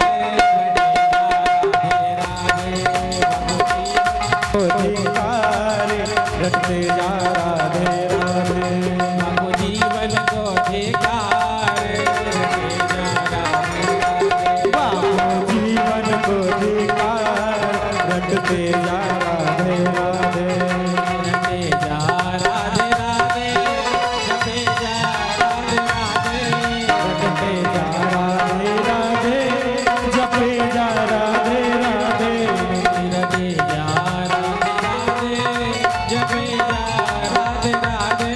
रटते जा राधे राधे, जपे जा राधे राधे। वृंदावन धाम अपार, रटते जा राधे राधे। वृंदावन धाम अपार, रटते जा राधे राधे। वृंदावन धाम अपार, रटते जा राधे राधे। वृंदावन धाम अपार, रटे जा राधे राधे। बोलो वृंदावन धाम की। तो वृंदावन की महिमा का आज नारद जी ने बखान किया, वर्णन किया। वृंदावन में जीव प्रवेश करते ही सच्चिदानंद हो जाता है। तो वृंदावन की पावन भूमि में आज भी वो चमत्कार है। भक्ति महारानी ने दोनों हाथ जोड़ करके प्रणाम किया और कहा, आपकी कृपा से 5 वर्ष के छोटे से ध्रुव जी महाराज ने भगवान नारायण का दर्शन किया। आपकी कृपा से कयाधु नंदन प्रहलाद ने भगवान को खंभ से प्रकट कर लिया। यदि आपकी कृपा मेरे पुत्रों पर भी हो जाएगी तो उनका कल्याण हो जाएगा। नारद जी आए हैं समीप में और नारद जी ने कहा, देवी आप बिल्कुल भी चिंता मत करो, बिल्कुल भी खेद मत करो। गोविंद की शरण का आश्रय लो और अपने सभी दुखों से पार हो जाओ। आज नारद जी समीप में आए भक्ति महारानी के, और जो 2 पुत्र ज्ञान और वैराग्य वृद्ध हो गए थे, उनके कानों में सर्वप्रथम वेद का उद्घोष किया, वेदांत सुनाया, पुराण सुनाया, उसके बाद गीता पाठ सुनाया। जैसे तैसे थोड़ा सा जागृत होने का जब बल लगाते, फिर मूर्छित होकर गिर जाते। नारद जी ने मन ही मन सोचा, मेरे पास जितना भी औषधि था, दवा था, मैंने सब प्रयोग कर लिया, लेकिन इनका बीमारी ठीक नहीं हुआ। तो नारद जी चिंता करने लगे। तभी आकाशवाणी ने कहा, व्योमवाणी तदेवा मुन मारिषे खिद्यतामिति उद्यमा सबलस्तेयम भविष्यति न संशय। हे नारद जी, आप कोई सत्कर्म करें, और सत्कर्म का स्वरूप कैसा होगा ये कोई संत आपको बताएगा। तो नारद जी मन ही मन सोच रहे हैं कि ये जो मैं कथा सुना रहा था, वेद पुराण शास्त्र सुना रहा था, क्या ये सत्कर्म नहीं? और ये सत्कर्म नहीं तो फिर सत्कर्म का स्वरूप कैसा है? आकाशवाणी ने भी गोलमाल कर दिया। या तो स्पष्ट किसी महात्मा का नाम बता देते, संत का, जाओ वो बता देंगे, या सत्कर्म ही क्या है वो बता देते। सत्कर्म करो, और सत्कर्म का स्वरूप कैसा होगा ये कोई संत बताए। आज यमुना के तट पर भक्ति महारानी को वहीं छोड़ दिया और नारद जी वहां से चल पड़े। जो भी संत महात्मा मिलते चरणों में प्रणाम करके पूछते, महाराज सत्कर्म किसे कहते हैं, सत्कर्म का स्वरूप क्या है। जो छोटे मोटे महात्मा वो तो हाथ जोड़ लेते, और जो अपने आप को बड़ा सिद्ध मानते हैं कि हमसे बड़ा ज्ञानी तो इस संसार में कोई है ही नहीं, धरा धाम में कोई है ही नहीं, तो वो मौन व्रत लेकर के बैठ जाता।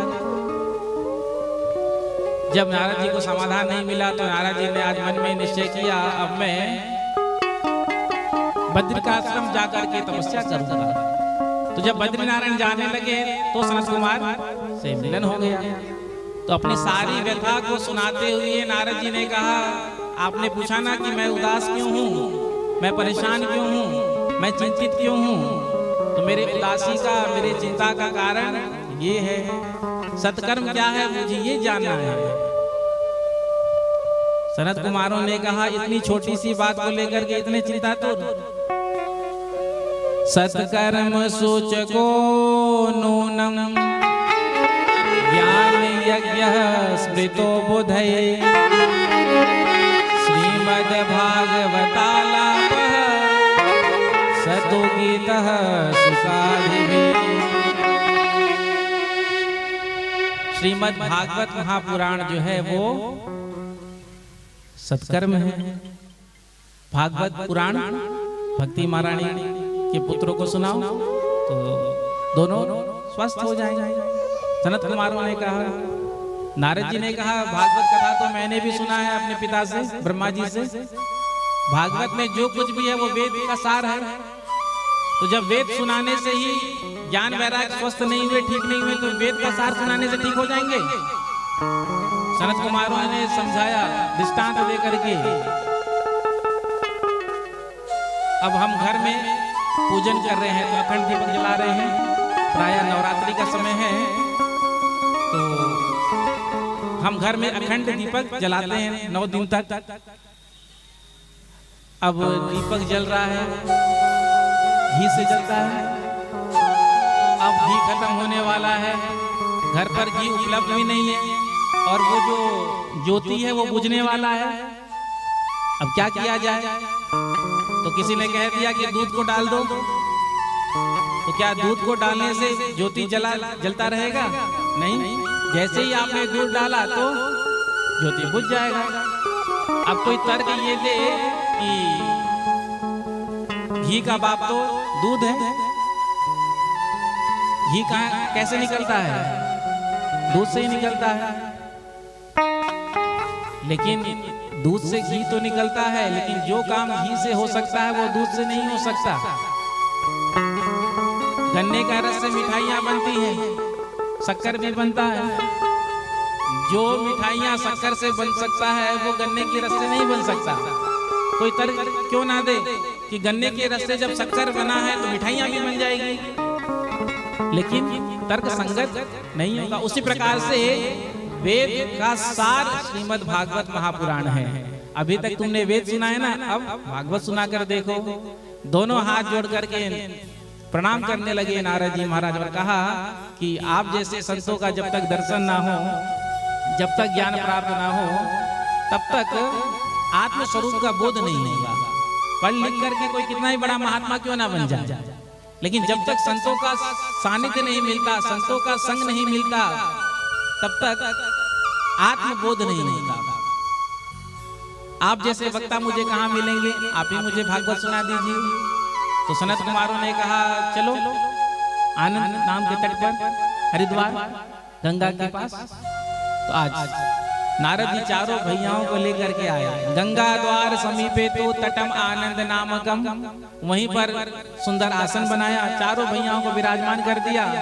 और आज नारद जी हाथ जोड़ करके कहते हैं, आप कथा सुनाइए। तो शरद कुमार भागवत के महात्मा का वर्णन करते हुए कितना सुंदर कहते हैं। सदा शिव्या श्रीमद् भागवती कथा, यस्याः श्रवण मात्रेण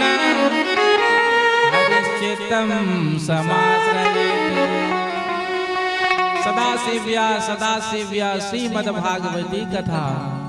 जब जब अवसर मिले तब तक श्रीमद् भागवत कथा का श्रवण करना चाहिए। क्यों करना चाहिए? तो कहते हैं यस्या श्रवण मात्रेण, इसको सुनते ही भगवान श्री कृष्ण चित्त में हृदय में आकर के विराजमान हो जाते हैं। हर चित्तम समाश्रय।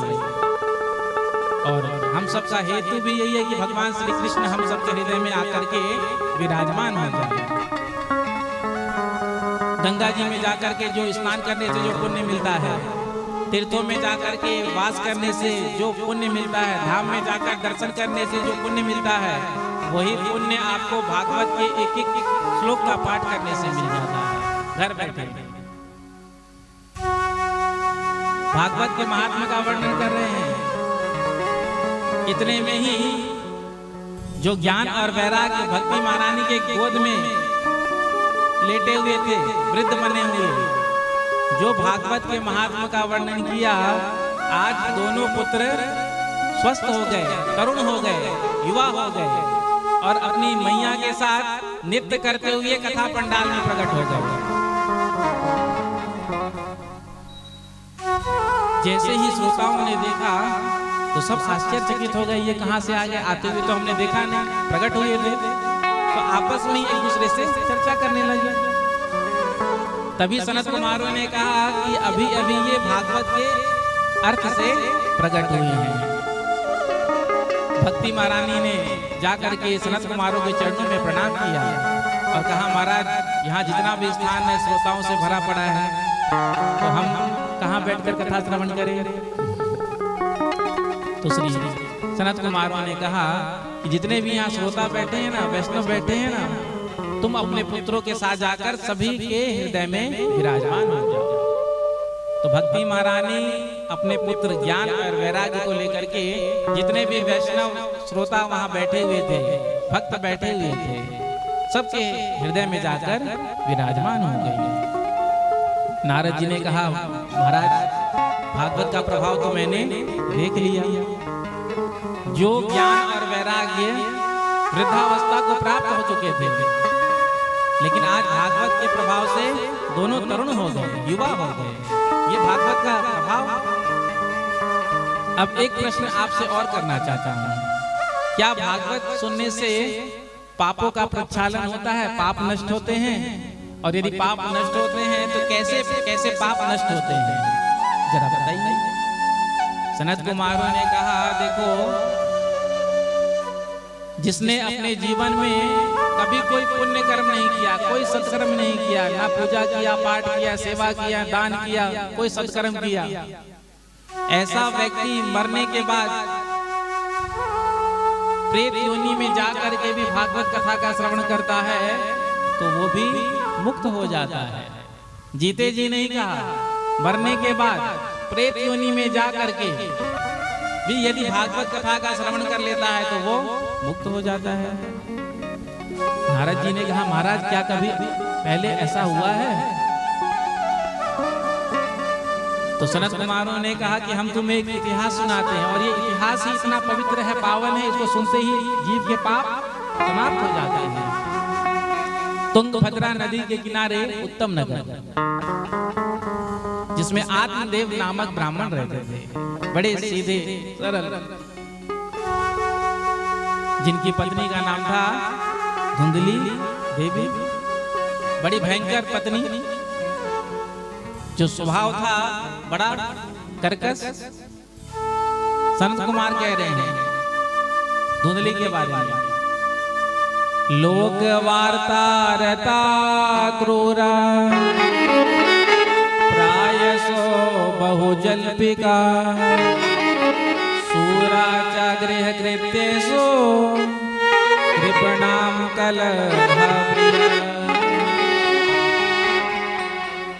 जब तक पड़ोसन से लाठी चार्ज ना हो जाए तब तक इस धुंधली का भोजन ही हजम नहीं होता।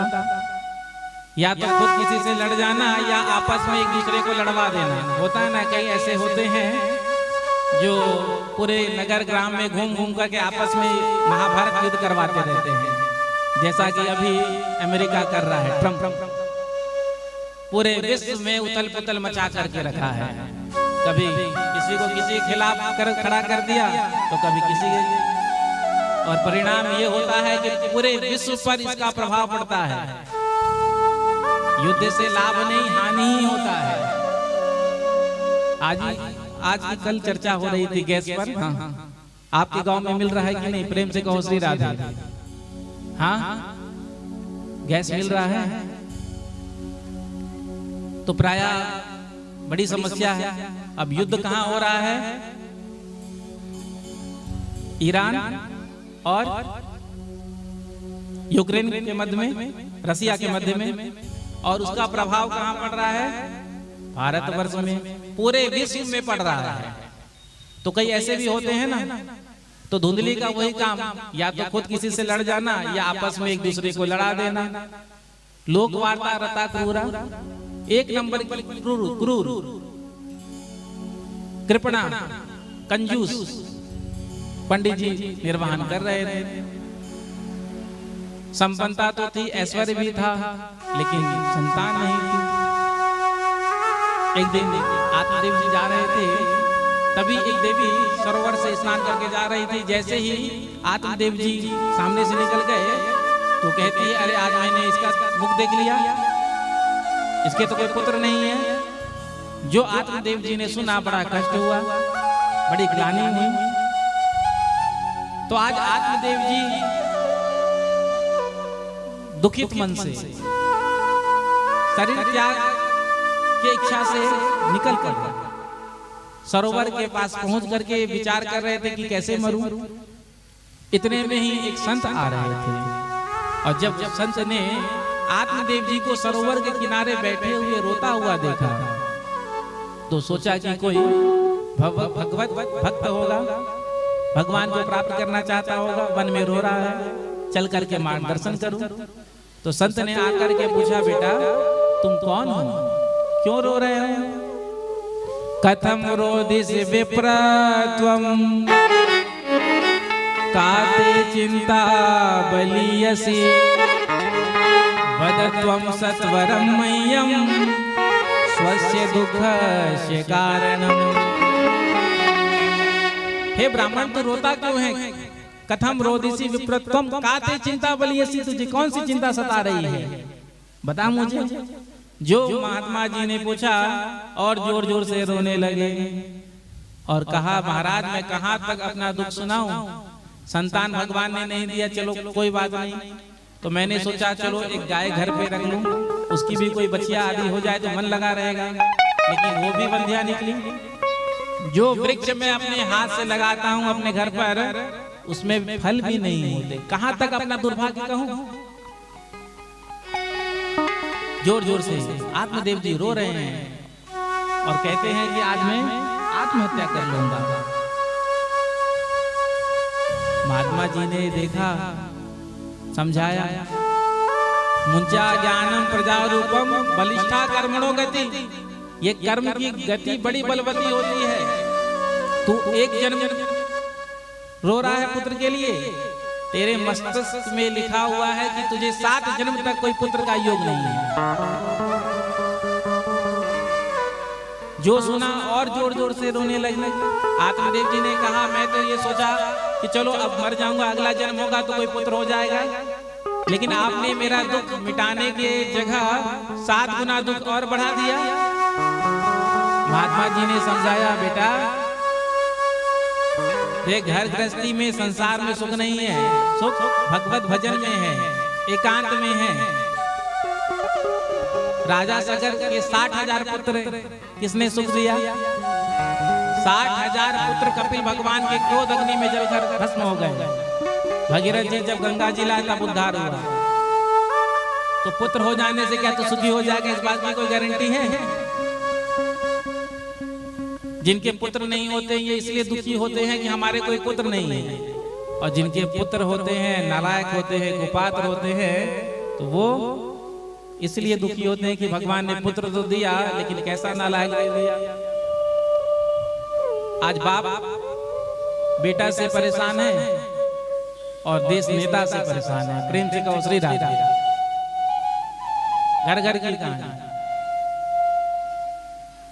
तो पुत्र नहीं होता तो थोड़ा सा कष्ट होता है, थोड़े समय के लिए कष्ट होता है, लेकिन यदि पुत्र होकर के नालायक निकल जाए तो फिर जीवन भर के लिए कष्ट होता है। समझाया, भगवत भजन में सुख है, आनंद है। आत्मदेव जी ने कहा आप तो भगवान का भजन करते हैं, संत हैं, महात्मा हैं, तो इतना जो आप भजन करते हैं तो आपके पास भी तो कोई ना कोई पावर होगा, तो उस पावर का ही हमको आशीर्वाद दे दीजिए। तो महात्मा जी ने कहा कि देख मैं तुझे आखिरी बार समझा रहा हूँ, संसार में सुख नहीं है, एकांत में भगवत भजन में सुख है। लेकिन आत्मदेव जी ने कहा मुझे तो पुत्र चाहिए, और संतों के आशीर्वाद पर भगवान को भी विचार करना पड़ता है। यदि आपने मुझे पुत्र होने का आशीर्वाद नहीं दिया ना, आपके चरणों में सिर पटक करके यहीं आत्महत्या कर लूंगा और आपको ब्रह्म हत्या लगेगा। महात्मा जी ने कहा कि मेरे चरणों में ही सिर पटक करके मरेगा, मुझे ही ब्रह्म हत्या लगाएगा। तो महात्मा दयावान तो होते ही हैं, अपने झोले से एक फल निकाला और उस फल को देते हुए कहा कि इस फल को तू अपनी पत्नी को खिला देना, भगवान ने चाहा तो पुत्र का जन्म होगा। नियम बता दिए।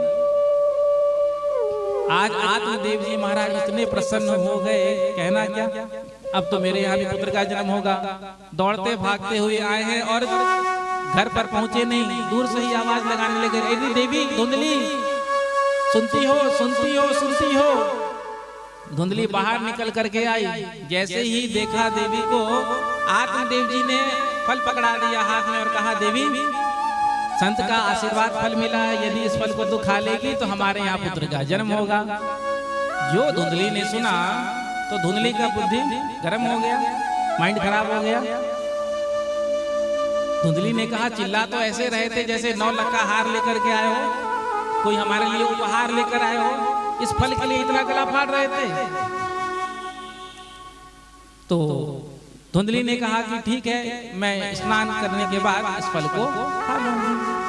अब देखो महात्मा जी ने क्या कहा था, इस फल को ले जा करके तू अपनी पत्नी को खिला देना। तो आत्मदेव जी को अपने सामने खिलाना चाहिए था, लेकिन आत्मदेव जी फल दे करके चले गए। अब धुंधली फल को हाथ में लिए बैठी है और विचार कर रही है कि खाऊं कि नहीं खाऊं। फल खाने से भी कहीं बेटा बेटी का जन्म होता है। पंडित जी तो बड़े सरल हैं, किसी के बात में भी आ जाते हैं, लेकिन मैं ऐसे किसी के बात में थोड़ी आऊंगी। धुंधली जी जो थी नेता टाइप की थी, प्रेम से कहो श्री राधा, कुछ होते हैं ना, तो मैं ऐसे किसी के बात में थोड़ी आ जाऊंगी। सोच रही थी, बैठे बैठे इतने में ही सहेली आई, पूछा क्या बात है, फल को हाथ में लिए बैठी, खा क्यों नहीं रही है। तो धुंधली ने कहा कि पंडित जी ने इस फल को दिया और कहा कि यदि मैं इस फल को खा लूंगी तो पुत्र का जन्म होगा। बहन तू ही बता, कहीं फल खाने से भी बेटा का जन्म होता है, पुत्र का जन्म होता है। सहेली ने समझाया, देख संत का आशीर्वाद मिल गया, भगवान की कृपा हो गई, बिना सोचे इस फल को तू खा ले। लेकिन धुंधली ने कहा फल को तो मैं खा लूंगी, लेकिन मैंने सुना है जब गर्भ में संतान आती है तो माता का जो है भोजन कम हो जाता है। तो जब मेरा भोजन कम हो जाएगा तो मैं कमजोर हो जाऊंगी, और जब मैं कमजोर हो जाऊंगी तो घर की साफ सफाई कौन करेगा, काम काज कौन करेगा, भोजन कौन बनाएगा। सहेली ने कहा देख जब ननद बुआ बन जाती है तो बधाई तो देना ही पड़ता है। 4-6 महीने पहले बुला लेना, घर का काम काज करा लेना, और जो भी बनेगा बधाई के नाम पर दे करके विदा कर देना। धुंधली कहती है 4-6 महीने की तो बात करती है, यदि मेरी ननद 4 दिन के लिए भी घर पर आ जाए तो तिजोरी साफ करके चला जाए, ये रिस्क मैं नहीं ले सकती। सहेली ने कहा तो नौकर चाकर रख लेने ना, कहा ठीक है फल को तो मैं खा लूंगी, लेकिन यदि गांव में आग लग गया तो जितने भी गांव वाले हैं भागकर अपने प्राणों को बचा लेंगे, गर्भवती स्त्री कैसे भागेगी, मरना तो मेरा अकेले का ही होगा। सहेली ने समझाया कोई गांव में आग वाग नहीं लगने वाली है, चुपचाप इस फल को खा ले। धुंधली कहती है फल को तो मैं खा लूंगी, लेकिन मैंने सुना है सुखदेव जी महाराज अपने माँ के गर्भ में 12 वर्ष तक रहे। माताओं के गर्भ में बालक 8-9 महीने रहता है, लेकिन सुखदेव जी महाराज अपने माँ के गर्भ में 12 वर्ष तक रहे। यदि 2-4 साल तक भी मेरा गर्भ ठहर गया तदा में मरणम भवे, मैं तो ऐसे ही मर जाऊंगी। मुझे तो यही लगता है कि वही नारी सुखी है, या तो विधवा है या संतान से रहित है। ऐसा धुंधली कह रही है। सहेली समझा करके हार गई, कहा तेरी जो इच्छा तू कर, मैं तो चली। दूसरे दिन इसकी बहन आ गई। बहन ने जब उदास देखा तो पूछा, सारा वृत्तांत सुना दिया। अब इसकी बहन के यहाँ संतान की कमी नहीं, 1 दर्जन संतान। प्रेम से कहो श्री राधे। तो जहाँ ज्यादा संतानें होती हैं वहां खाने को नहीं होता, अभाव होता है। और जहाँ खाने को होता है वहां कोई खाने वाला नहीं होता। तो मौके का फायदा धुंधली की बहन ने उठाया। कहा बिल्कुल फल मत खाना, बकवास। फल खाने से भी कहीं बेटा बेटी का जन्म होता है। तो धुंधली ने कहा पंडित जी से क्या कहूंगी। बहन ने कहा कि देख, इस फल को तू सबसे पहले गौ को खिला ला। तेरे घर में जो गाय है वो भी तो बंध्या है ना, तो संत के आशीर्वाद की परीक्षा भी हो जाएगी। धुंधली ने कहा पंडित जी को मैं क्या जवाब दूंगी। बहन ने कहा चिंता क्यों करती है, मैं तेरी बहन हूं। तेरा दुख मेरा दुख। मैं अभी गर्भवती हूँ, जब मेरा बच्चा हो जाएगा ना तो मैं चोरी से लाकर तुझे दे दूंगी। मेरे यहाँ संतान की कमी नहीं, तेरे यहाँ माल की कमी नहीं। मैं अपना संतान तुझे दे दूंगी, तू माल मुझे दे देना। सौदा पक्का हो गया। तब तक तू गर्भवती होने का नाटक करना। और माताएं नाटक करने में तो बड़ी प्रवीण होती हैं। प्रेम से कहो श्री राधा। भोजन बनाने का मन नहीं होता है तो सर में बांध करके गमछा पूरे घर में घूमेगी। लोग देखेंगे तो पूछेंगे क्या हो गया। अरे आज सर बड़ा भारी भारी लग रहा है। अब कोई सर भारी नहीं है, लेकिन काम नहीं करना है, भोजन नहीं बनाना है, तो बस। तो धुंधली नाटक करने में तो ऐसे ही प्रवीण थी। गर्भवती होने का नाटक करने लगी। जब इसकी बहन के यहाँ पुत्र का जन्म हुआ, चोरी से ला करके धुंधली को प्रदान कर दिया। धुंधली ने बहुत सारा माल इसको दे दिया। आत्मदेव जी घर पर नहीं थे, समाचार भिजवाया कि सकुशल पुत्र का जन्म हो गया। जो आत्मदेव जी महाराज ने सुना कि हमारे यहाँ पुत्र का जन्म हो गया तो आज खुशी के मारे उछल पड़े और अपने पुत्र का दर्शन करने के लिए आया। पुत्र को अपने गोद में उठाया और आज बड़े प्रसन्न हुए। ऐसे ही चलता रहा, समय निकला। 3 महीने हो गए। आत्मदेव जी गौ सेवा रोज करते, स्वयं से करते। जब गौ सेवा के लिए प्रातः काल गौशाला में पहुंचे हैं तो क्या देखते हैं, गाय के पास में एक बच्चा बड़ा सुंदर। त्रिमासे निर्गते चाथ साधेनु सुस्वेर्भगम सर्वांग सुंदरम दिव्यम निर्मलम कनक प्रभम। बड़ा ही सुंदर बालक। जो देखा आत्मदेव जी महाराज ने आज उस बालक को अपने हृदय से लगा लिया, उठा करके और लेकर के आए। भाग्य की सराहना करते हुए कहते हैं कहाँ तो एक पुत्र नहीं था, लेकिन देखो जब भगवान की कृपा हो गई तो आज गौ माता के भी पुत्र का जन्म हुआ।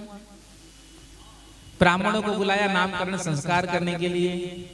नामकरण एक संस्कार है 16 संस्कारों में।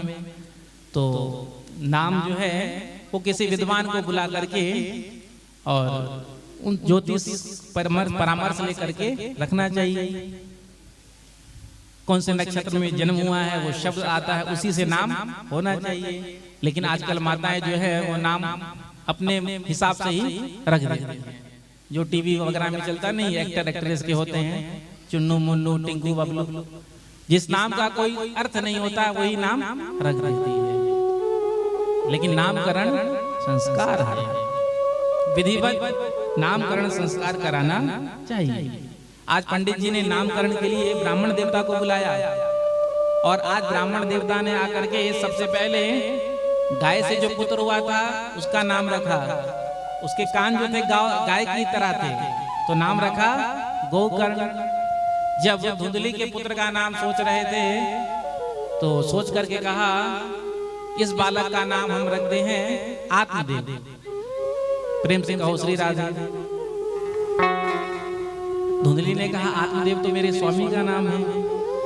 तो पंडित जी ने कहा कि नाम ऐसा होना चाहिए 3 पीढ़ी का स्मरण कराए।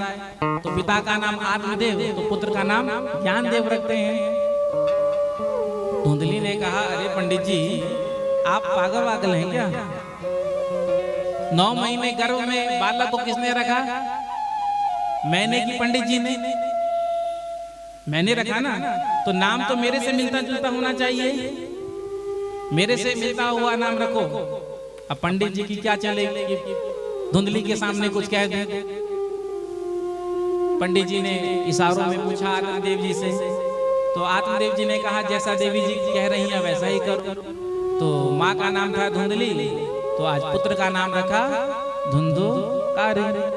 यथा नाम तथा गुण, नाम के अनुसार भी गुण प्रकट होते हैं, इसलिए नाम सोच समझ कर रखना चाहिए। दोनों बड़े हुए, गोकर्ण जी महाराज तो बड़े पंडित हुए, ज्ञानी हुए, लेकिन धुंधकारी महाखल हुआ, दुष्ट हुआ। जिधर से गुजरता है उसको देख करके लोग गली छोड़कर भाग जाते हैं। किसी के घर में भी आग लगा देता, बच्चे खेलते हुए नजर आ जाए तो उठाकर कुएं में डाल देता। आज जितना भी पिता का धन था जुआ और शराब में बर्बाद कर दिया। एक दिन तो आकर के अपने पिता से ही कहा पिताजी मुझे धन चाहिए। आत्मदेव जी ने कहा बेटा तूने छोड़ा ही क्या, सारा धन तो तूने बर्बाद कर दिया। धुंधकारी कहता यदि धन नहीं दिया तो घर में रहने नहीं दूंगा, शाम तक प्रबंध कर लेना, मुझे पैसा चाहिए, मैं नहीं जानता कहां से आप लाओगे। कहकर चला गया। एकांत में आत्मदेव जी रोने लगे और आज उस दिन को याद करने लगे जब संत ने समझाया था बेटा एकांत में भगवत भजन में सुख है, लेकिन मैं नहीं माना। यदि उस दिन मैंने संत की बात को मान लिया होता तो आज मेरे जीवन में ये जो दुख है, जो कष्ट है, ये संकट है, ये नहीं होता। तो आज आत्मदेव जी रो रहे हैं, कहाँ जाऊं, क्व तिष्ठामि, क्व गच्छामि, को मैं दुखम वो है, किसको अपना दुख सुनाऊं। इतने में ही गोकर्ण जी महाराज आए, जो पिता को रोते हुए देखा तो अपने पिता को बड़ा ही सुंदर उपदेश दिया। पिताजी आप क्यों रो रहे हैं, किसके लिए रो रहे हैं? अपने पुत्र के लिए रो रहे हैं या अपने धन के लिए रो रहे हैं? संसार में क्या किसी का कुछ नहीं है। 2 श्लोकों में बड़ा ही सुंदर उपदेश दिया। संसार से राग करने से क्या मिला ये तो आपने देख लिया। अब भगवान से प्रेम करने से क्या मिलता है इसका भी थोड़ा आनंद ले लीजिए। धर्मम भजस्व सततम त्यज लोक धर्मान सेवस्व साधु पुरुषान जय काम तृष्णाम अन्यस्य दोष गुण चिंतन मासु मकवा सेवा कथा रस महो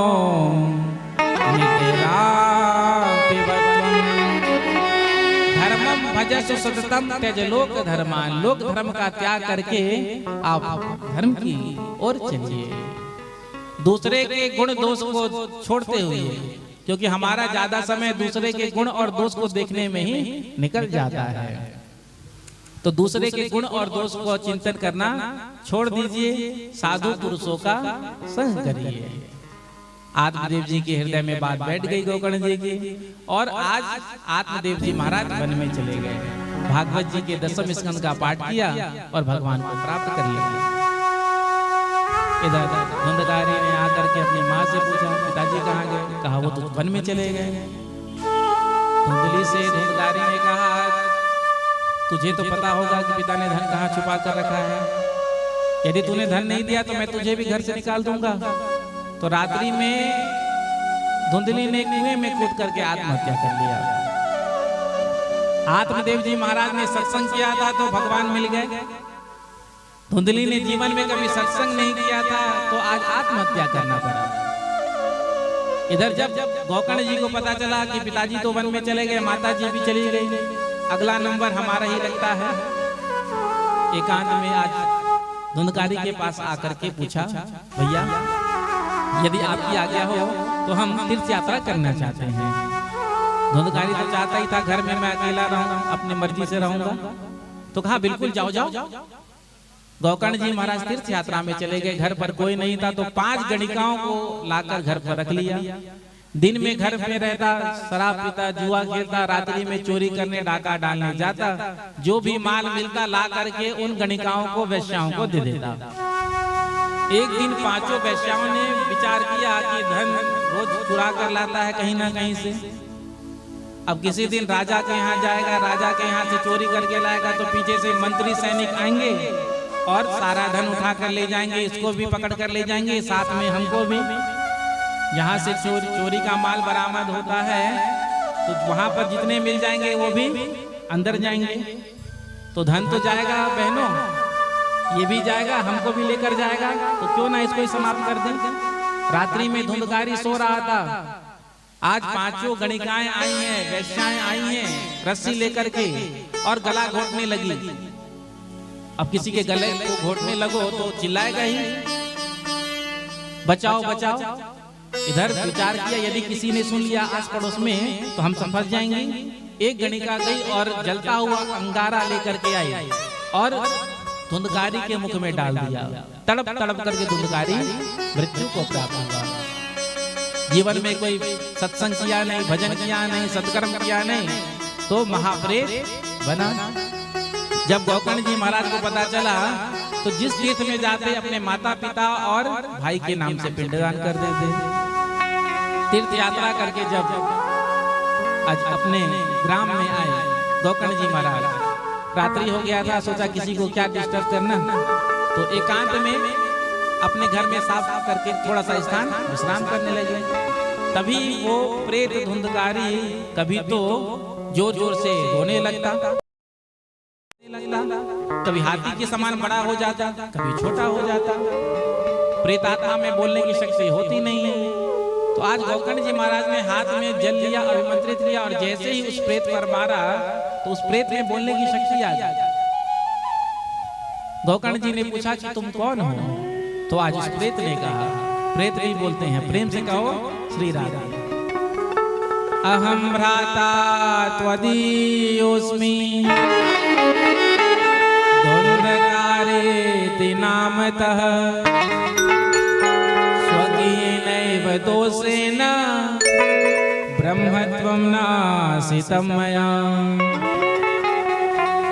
मैं आपका भाई धुंधकारी, अहम भ्राता त्वदीयोऽस्मि स्वकीयेनैव दोषेण, अपने ही दोषे के चलते आज मैं इस योनि में पड़ा हूँ, प्रेत योनि में, और केवल वायु का आहार करने को मिलता है।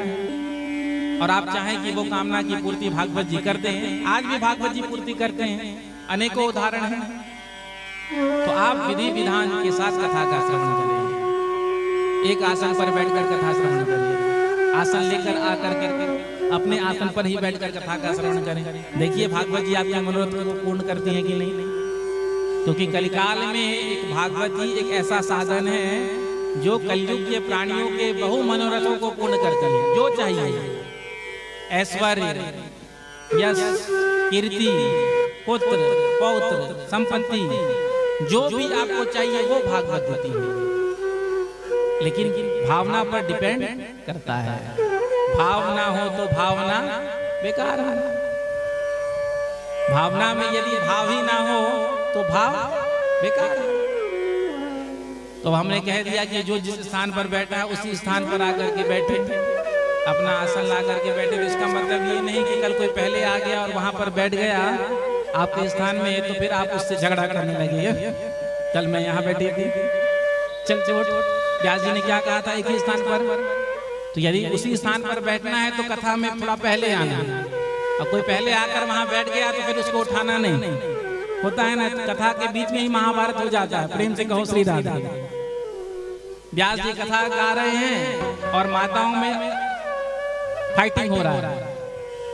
किस बात को लेकर के? जगह को लेकर के। मैं तो कल यहाँ बैठी थी तो आज मैं यहीं बैठूंगी। भागवत चल रही है इधर, उधर अलग भागवत हो रही है। कहती है मैं तो यहाँ बैठूंगी तो बैठूंगी। जो पहले आकर के बैठी है वो कहती है मैं पहले आई, मैं क्यों उठूंगी?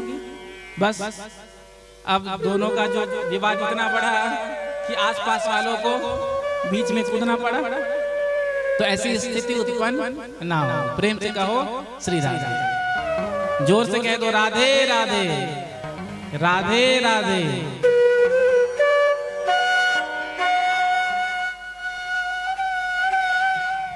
धुंधकारी विमान में बैठ करके चले गए।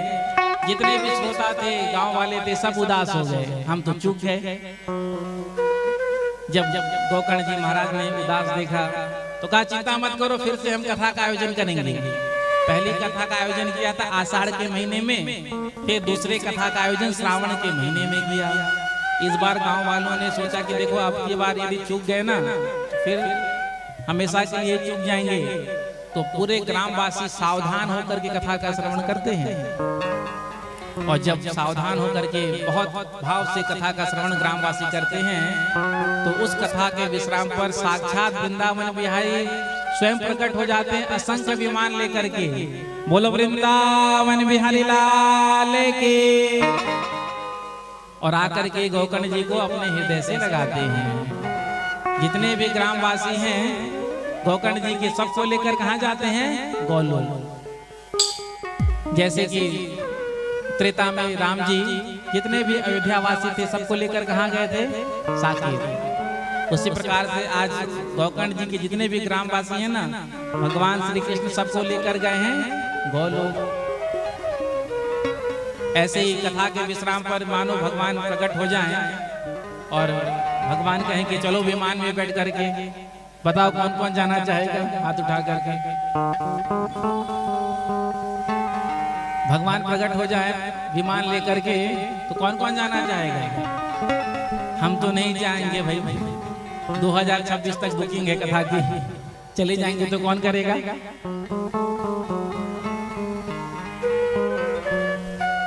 तो अंतिम अध्याय में विधि कथन किया। भागवत किस विधि से सुनना चाहिए?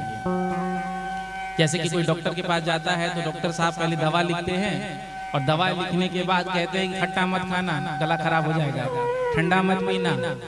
अब आप दवा भी ले रहे हैं, खट्टा भी खा रहे हैं, ठंडा पानी भी पी रहे हैं, तो रोग मिटेगा? रोग तो तभी मिटेगा जब आप दवा के साथ साथ परहेज करेंगे। तो विधि कथन के बारे में बताया। भागवत का जब आयोजन करे तो कैसे करना चाहिए? श्री सनत कुमार कहते हैं विवाहे आदृशं वित्तं तादृशं परिकल्पयेत्। जिस प्रकार से हम अपनी बिटिया का विवाह करते हैं, बड़े धूमधाम से करते हैं, उसी प्रकार से भागवत कथा का आयोजन करना चाहिए। अब कोई पूछे कि भागवत कथा में खर्चा कितना होता है, तो सब अपने अपने सामर्थ्य के अनुसार करते हैं। भगवान ने जिसको जैसा सामर्थ्य दिया है तो दिव्य धूमधाम से कथा का आयोजन करना चाहिए। जितने भी संबंधी हैं, इष्ट मित्र हैं, सबको निमंत्रण देना चाहिए कि भागवत कथा का आयोजन हो रहा है, आप आकर के इसमें सम्मिलित हो और अपने जीवन को प्रताड़ित करें। उसके बाद बताया बंदा कैसा होना चाहिए। विरक्तो वैष्णवो विप्रो वेद शास्त्र दृष्टांत कुशलो नीरो भक्ता। विरक्त होना चाहिए, वैष्णव होना चाहिए, भगवान का भक्त होना चाहिए, वक्ता भी वैष्णव होना चाहिए, श्रोता भी वैष्णव होना चाहिए, दृष्टांत देने में कुशल होना चाहिए और अंत में कहते हैं अति निष्प्रिय होना चाहिए। जहाँ भागवत की कथा होती है सारे तीर्थ धाम आकर के वहाँ निवास करते हैं, सारे देवी देवता आकर विराजमान होते हैं। तो सांगोपांग विधि से सबका पूजन करना चाहिए। और भगवान से प्रार्थना करना चाहिए। उसके बाद नारद जी ने कहा महाराज जी खाने पीने के बारे में कुछ बता दीजिए नियम। तो कहा भोजनम तो वरम मन्ये कथा श्रवणकारकं नोपवासो वरः प्रोक्तः कथा विघ्न करो। तो कहा सबसे पहला नियम तो ये है कि 7 दिन तक घी पीकर कथा सुनना चाहिए।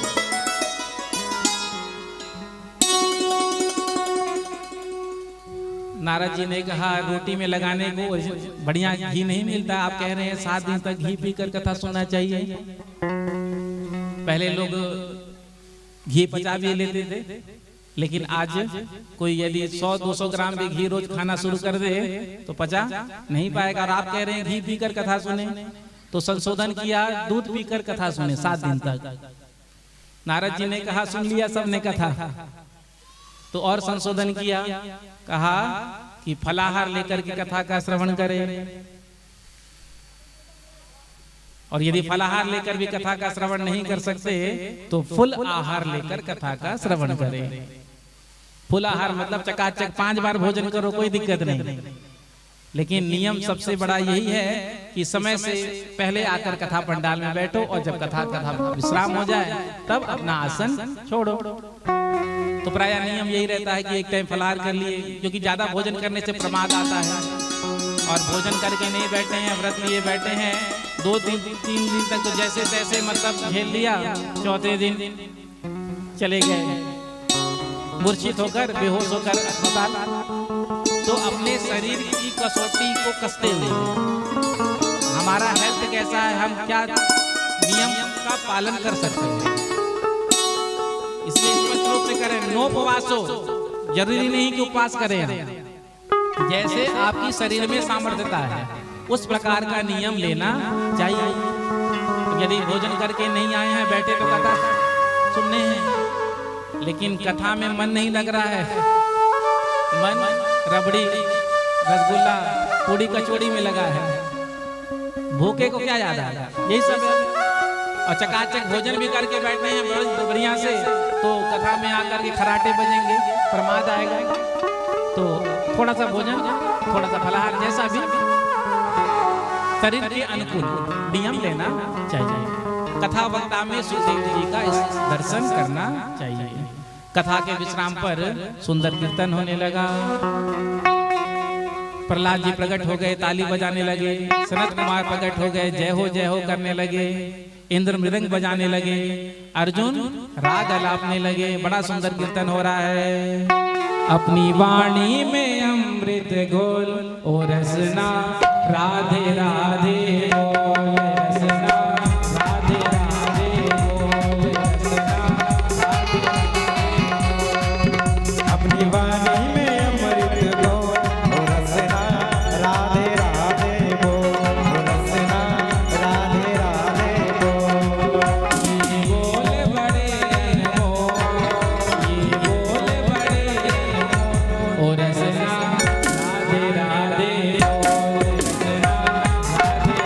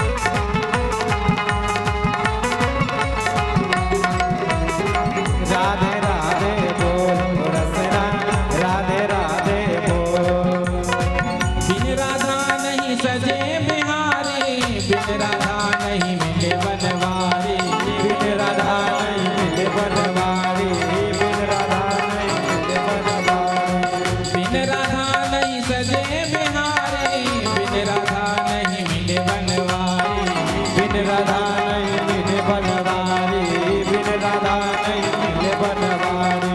जब तक किशोरी जी की कृपा नहीं होती, जब तक राधा रानी जी की कृपा नहीं होती, तब तक कन्हैया नहीं मिलते। इसलिए तो गाया ना, राधे राधे जब चलो आएंगे बिहारी, राधे राधे जब चलो आएंगे बिहारी। यदि आप कन्हैया कन्हैया कहेंगे, कृष्णा कृष्णा कहेंगे, तो आपको ढूंढना पड़ेगा भगवान को। ढूंढते ढूंढते ढूंढते जाना पड़ेगा, न जाने कहाँ तक जाना पड़ेगा। उसके बाद भी मिलेंगे कि नहीं मिलेंगे, इस बात की कोई गारंटी नहीं। लेकिन आप घर ही बैठे राधे राधे राधे राधे राधे राधे राधे राधे कर रहे हैं, तो कन्हैया ढूंढते ढूंढते आपके घर में आ जाएंगे। तो आपको जाना नहीं पड़ेगा, कन्हैया ढूंढते ढूंढते आपके पास आ जाएंगे। यदि कन्हैया को पाना है तो राधा राधा नाम गाना है। और वृंदावन में तो एक ही नाम, राधे राधे राधे राधे राधे राधे बिन राधा नहीं सजे बिहारे, बिन राधा नहीं मिले बनवारी, बिन राधा नहीं मिले बनवारी, बिन राधा नहीं मिले बनवारी। इनके चरण पकड़ लेना दान, इनके चरण पकड़ लेना, भटके न दर दर डोल, ओ रसना राधे राधे बोल, ओ रसना राधे राधे बोल, ओ रसना राधे राधे बोल।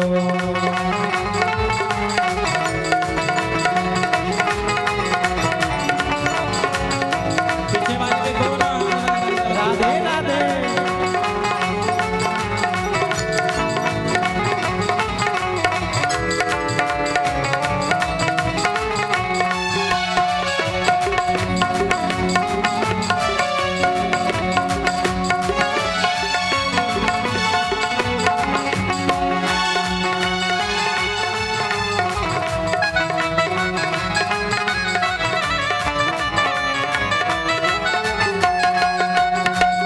ओ रसना राधे राधे बोल, ओ रसना राधे राधे बोल। राधा जी महाराज रचावे, राधा जी नंद लाल नचावे, राधा जी नंदलाल नचावे, राधा जी नंदलाल नचावे। राधा जी महाराज रचावे, राधा जी नंद लाल नचावे। राधा जी नंदलाल नचावे, राधा जी नंदलाल नचावे। आज के परिवेश में कहूँ, जैसे देवी अपने पति को नचाती है ना, हाँ इशारों पर, उसी प्रकार से राधा रानी कन्हैया को नचाते हैं अपने इशारे पर। राधा जी महाराज नचावे, नंदलाल नचावे, राधा जी नंदलाल नचावे, राधा जी नंदलाल नचावे। राधा जी महाराज नचावे, राधा जी नंदलाल नचावे। राधा जी नंदलाल नचावे, राधा जी नंदलाल नचावे। इस छवि को नैनन भर के, इस छवि को मैं नैन में भर के, इस छवि को नैनन में भर के, इस छवि को नैन में भर के। अंतर के पट को और रसना राधे राधे बोल, ओ रसना राधे राधे बोल, ओ रसना राधे राधे बोल। अच्छा बताओ रसना किसे कहते हैं? रसना किसे कहते हैं? वो पीने वाला नहीं रसना, रसना जीवा को कहते हैं। तो इस जीवा से क्या कहना है? ओ रसना राधे राधे बोल, ओ रसना राधे राधे बोल, रसना राधे राधे बोल, राधे राधे बोल। अपनी वाणी में अमृत घोल, अपनी वाणी में अमृत घोल, ओ रसना राधे राधे बोल, ओ रसना राधे राधे बोल, ओ रसना राधे राधे बोल, ओ रसना राधे राधे बोल, ओ रसना राधे राधे बोल, ओ रसना राधे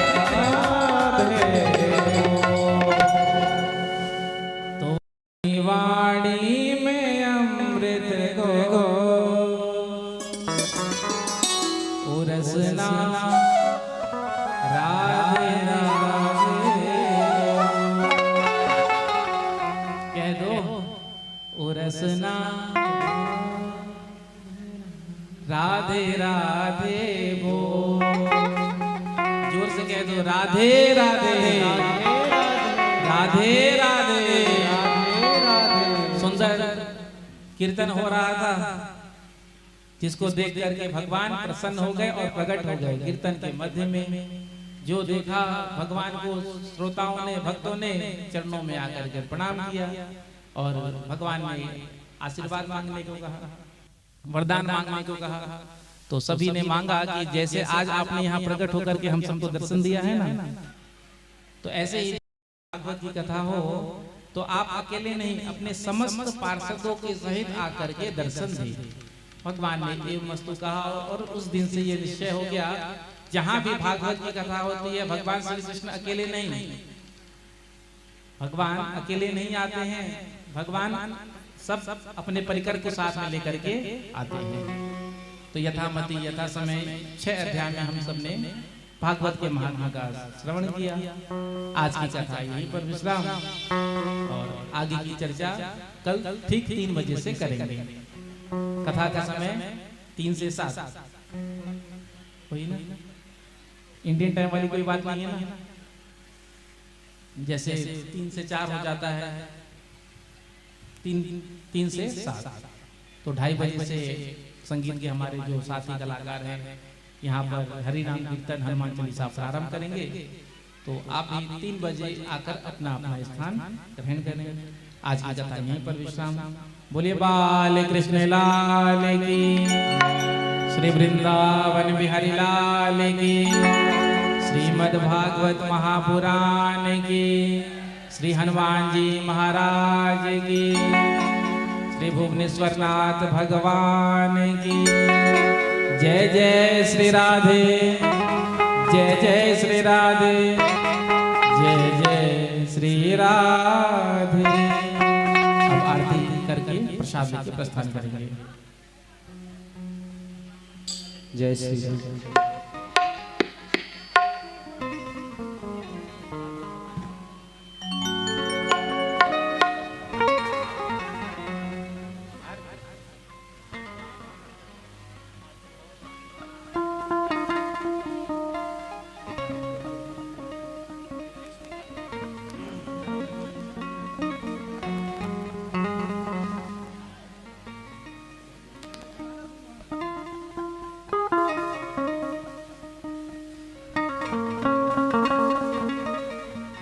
सभी अपने अपने स्थान पर खड़े हो जाएं, आरती करेंगे।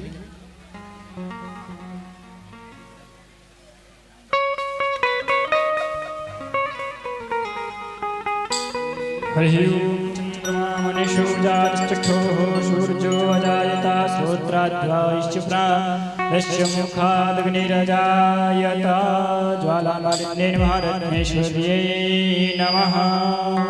श्री बांके बिहारी तेरे आरती गाऊं, श्री बांके बिहारी तेरे आरती गाऊं, गिरधर तेरे आरती गाऊं, तेरे आरती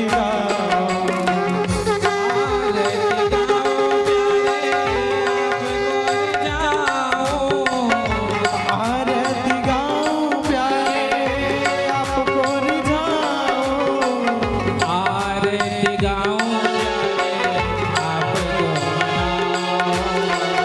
आरती गाऊं प्यारे आपको रिझाऊं, श्याम सुंदर आरती गाऊं, श्याम सुंदर तेरी आरती गाऊं, मोर मुकुट तेरे शीश पे सोए, मोर मुकुट तेरी शीश पे सोहे, प्यारी बंसी मेरो